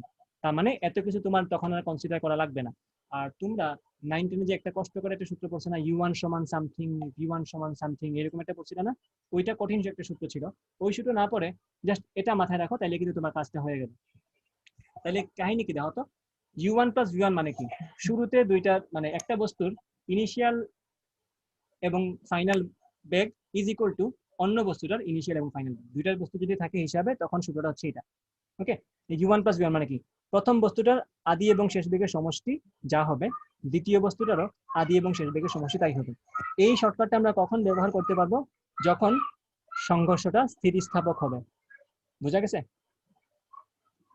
এটা হচ্ছে shortcut, shortcut for elastic collision অথবা স্থিতিস্থাপক সংঘর্ষ। ওকে, এই হচ্ছে আমাদের সূত্র। বুঝতে পারছো তো আশা করি, নাকি?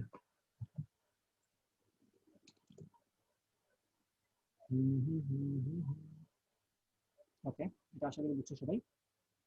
একটা ম্যাথ দিই তোমাদেরকে। একটা বস্তু, মনে করো একটা বস্তুর ভর হচ্ছে 5 কেজি। 5 কেজি ভরের একটা বস্তু চলছিল 4 মিটার পার সেকেন্ড বেগে।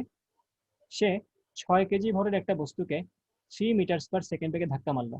সংঘর্ষ লিখতে হলো আর কি। ডেফিনেটলি 4 মিটার পার সেকেন্ড তো বেশি, তো ডেফিনেটলি সে ধাক্কা দিবে। ধাক্কার পরে 5 কেজি ভরের বস্তুটা চলছে 2 মিটার পার সেকেন্ড বেগে। তাহলে প্রশ্ন হচ্ছে 6 কেজি ভরের বস্তুটা কত বেগে চলবে? এটা হচ্ছে কোয়েশ্চেন, করে ফেলো।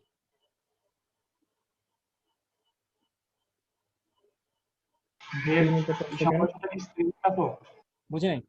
আমরা চিত্র থেকে কি বোঝা যায় বলতো? দুইটা বস্তুর আলাদা বেগ বলছে মানে কি তার আলাদা না? বুঝতে পারছো কথা? আমি যখন একটা বস্তুর বেগ দিয়ে আরেকটা বস্তুর বেগ আলাদাভাবে জিজ্ঞেস করছি মানে কি 5 হবে ভাই, 5। 5 হবে? আচ্ছা, দেখি আমরা দেখি। আর 3 একজন আনসার দিচ্ছে 3, তন্ময় খান আনসার দিচ্ছে 3, একজন আনসার দিচ্ছে 5। খেয়াল করো, যেহেতু সংঘর্ষটা স্থিতিস্থাপক তার মানে কি প্রথম বস্তুটার আদি এবং শেষ বেগের সমষ্টি। 3 হবে। আমি বুঝছি এই ভুলটা করবা সবাই। তোমরা সবাই ভাবছো 4 + 3 = 2 + this one, ঠিক আছে? 3 4 7 2 5 7 এইভাবে না, হিসাবটা হচ্ছে প্রথম বস্তুটার আদি এবং শেষ বেগের সমষ্টি, অর্থাৎ 4 + 2 মাস্ট বি ইকুয়াল টু দ্বিতীয় বস্তুটার আদি এবং শেষ বেগের সমষ্টি, অর্থাৎ 3 প্লাস সামথিং। ওই x সমান কি আসবে? 4 2 6, এখানে 3 প্লাস x, তাহলে x সমান কত আসছে আমার? x সমান আসছে 3। কথা কি বোঝা গেছে? আশা করি বুঝছো। এখন তার মানে 6 কেজি ভরের বস্তুটা 3 মিটার/সেকেন্ড বেগে চলবে। আচ্ছা, সেটা বুঝলাম। এখন ধরো আমি প্রশ্নটা একটু উল্টাই দিলাম, বললাম যে 5 কেজি ভরের বস্তুটা যাচ্ছে এদিকে 4 মিটার/সেকেন্ড বেগে, আর 6 কেজি ভরের যে বস্তুটা আছে সেটা যাচ্ছে এদিকে 3 মিটার/সেকেন্ড বেগে। এখন আমি সেই প্রশ্ন করলাম, ধাক্কার ফলে 5 কেজি ভরের বস্তুটা যাচ্ছে এখন ধরো 2 মিটার/সেকেন্ড বেগে এদিকে, তাহলে 6 কেজি ভরের বস্তুর কি হবে?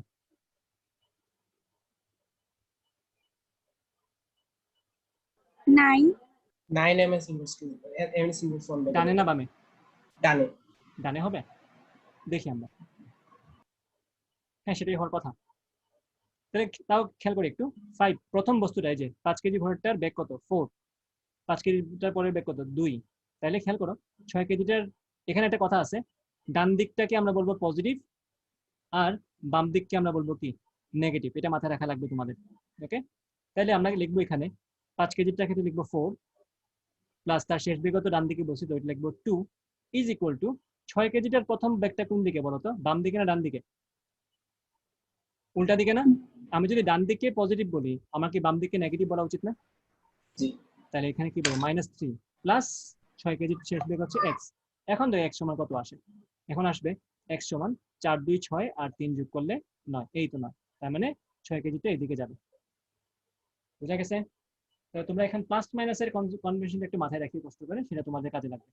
আচ্ছা, একটা প্রশ্ন দিই। ভাইয়া দিকটা আবার করবো। আচ্ছা দেখো, দিকটা কেন ম্যাটার করে? যখন আমাদের এখানে সংঘর্ষের ক্ষেত্রে দুইটা দিক চলে আসছে, আমি যদি একটা বস্তু ডান দিকে গেলে তাকে পজিটিভ বলি, বাম দিকে গেলে তাকে কি বলবো? নেগেটিভ বলা লাগবে না?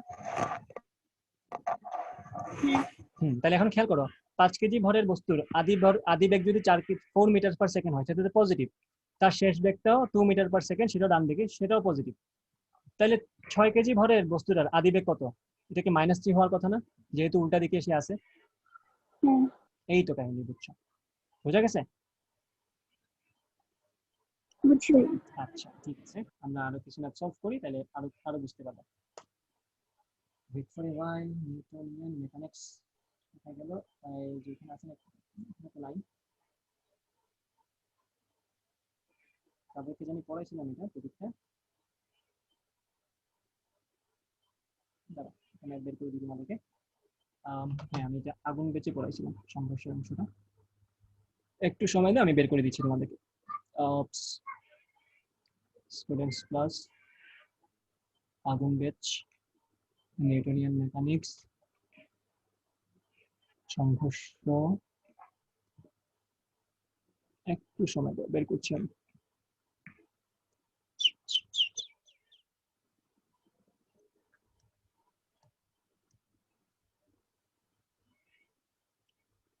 ভরবেগের সংরক্ষণ নিয়ে একটা HW দিব তোমাদেরকে, আশা করি পারবা।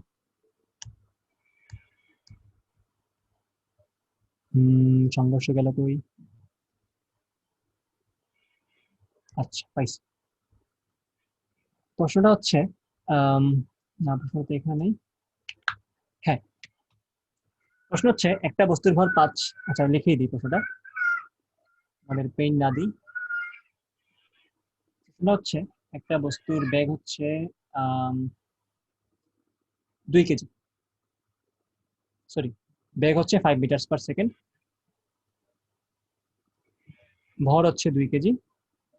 আরেকটা বস্তু তার বেগ ভর হচ্ছে 3 কেজি এবং তার গতিবেগ হচ্ছে একই রেখা বরাবর 2 মিটার পার সেকেন্ড। প্রশ্ন হচ্ছে সংঘর্ষের পর তাদের বেগ কত। আগে তো একটা বেগ বলে দিচ্ছি, এখন তো কিছুই বলি নাই। সংঘর্ষটা স্থিতিস্থাপক সেটা বলে দিলাম। 2 কেজি ভরের বস্তুটা কত বেগে যাবে এবং 3 কেজি ভরের বস্তুটা কত বেগে যাবে। এখন তোমাদের V1 ও বের করা লাগবে, V2 ও বের করা লাগবে। এখন দুইটাই আননোন, করো।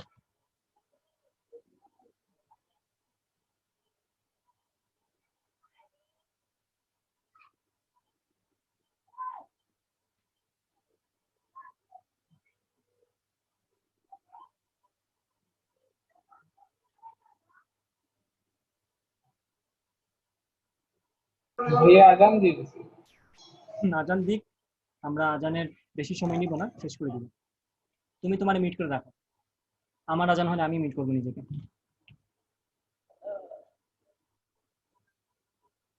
লাস্ট টাইমটা এমন জায়গায় পড়ছে, নেক্সট দিন থেকে 4টার সময় ক্লাস দিব।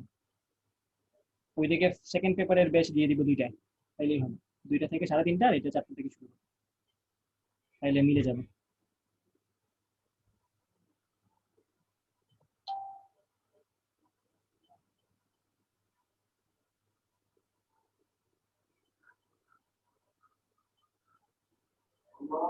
আমার আজান করে গেছে, আমি মিট করি, তোমরা ম্যাটটা করে আনসার দাও আমাকে।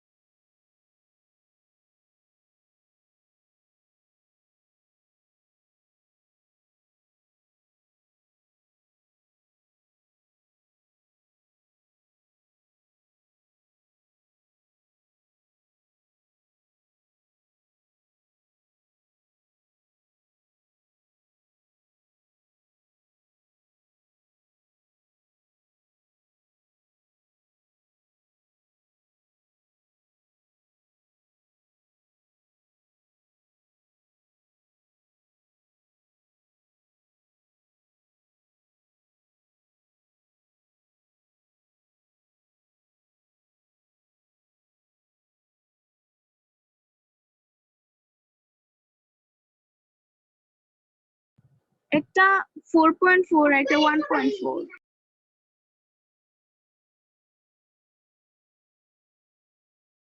একজনের আসছে আনসার, বলো তুমি কিভাবে করছো। ভাইয়া V1 হলো 1.4 আর আচ্ছা, V2 ওকে ওকে ওকে, V1 1.4 আর V2 হচ্ছে 4.4। কিভাবে করছো সেটা বলো। আচ্ছা ভাইয়া, হ্যাঁ, ওইটা তো আপনি ওই U1 V1 equal to V2 U2 যেভাবে প্রমাণ করছেন ওইভাবে করলে হবে না? V1 V1 সমান, না, এখানে দুইটা সূত্র। V2 U2 যেভাবে প্রমাণ করছেন এভাবে করলে একটু হবে, হ্যাঁ, মানগুলো শুধু বসাই। বসাও বসাও, সমস্যা কি, বসে আনসারও করো। মারিয়া কিভাবে করছো বলো। ভাইয়া ওই যে V1 plus U1 equal to U2 plus V2। তারপরে আর আরেকটা ছিল যে M1 into U1 minus V1, ওইটা দিয়ে। আচ্ছা ওকে, চলবে চলবে, সমস্যা নেই।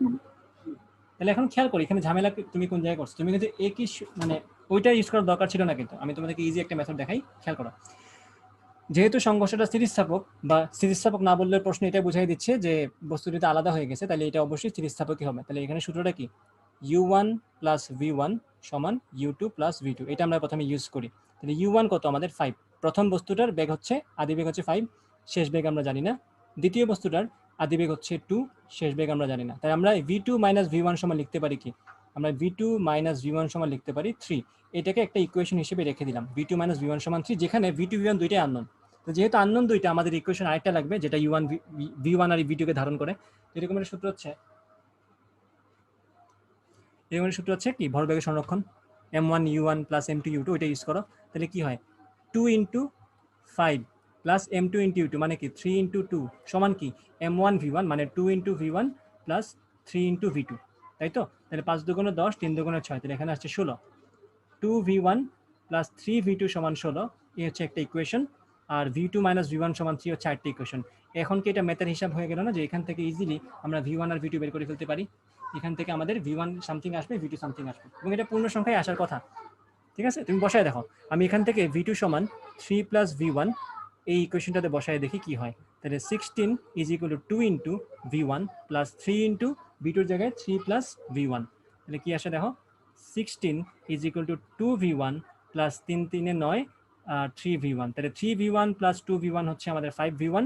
তাহলে 5v1 ইজ ইকুয়াল টু 16 থেকে 9 গেলে কত হয়, 7 নাকি? না এটাই মনে হয়, ঠিক আছে আনসার।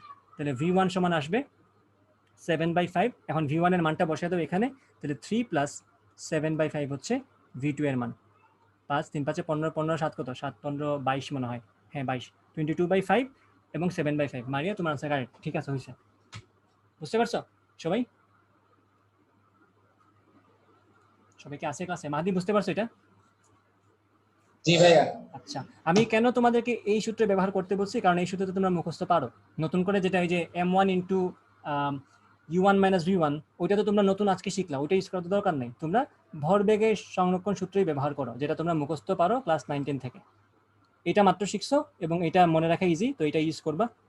স্থিতিস্থাপক সংঘর্ষ হলেই একটা বস্তুর আদি এবং শেষ বেগের যোগফল অন্য বস্তুটার আদি এবং শেষ বেগের যোগফল সমান, এটা ইউজ করো। আজকে নতুন শিখছো, এটা ইউজ করা শিখতে হবে, তাহলে তোমার স্পিডটা বেড়ে যাবে ম্যাথ করার। এবং ভরবেগের সংরক্ষণ সূত্র যেটা তোমরা আগে থেকেই মুখস্থ করো, সেটাও ইউজ করো।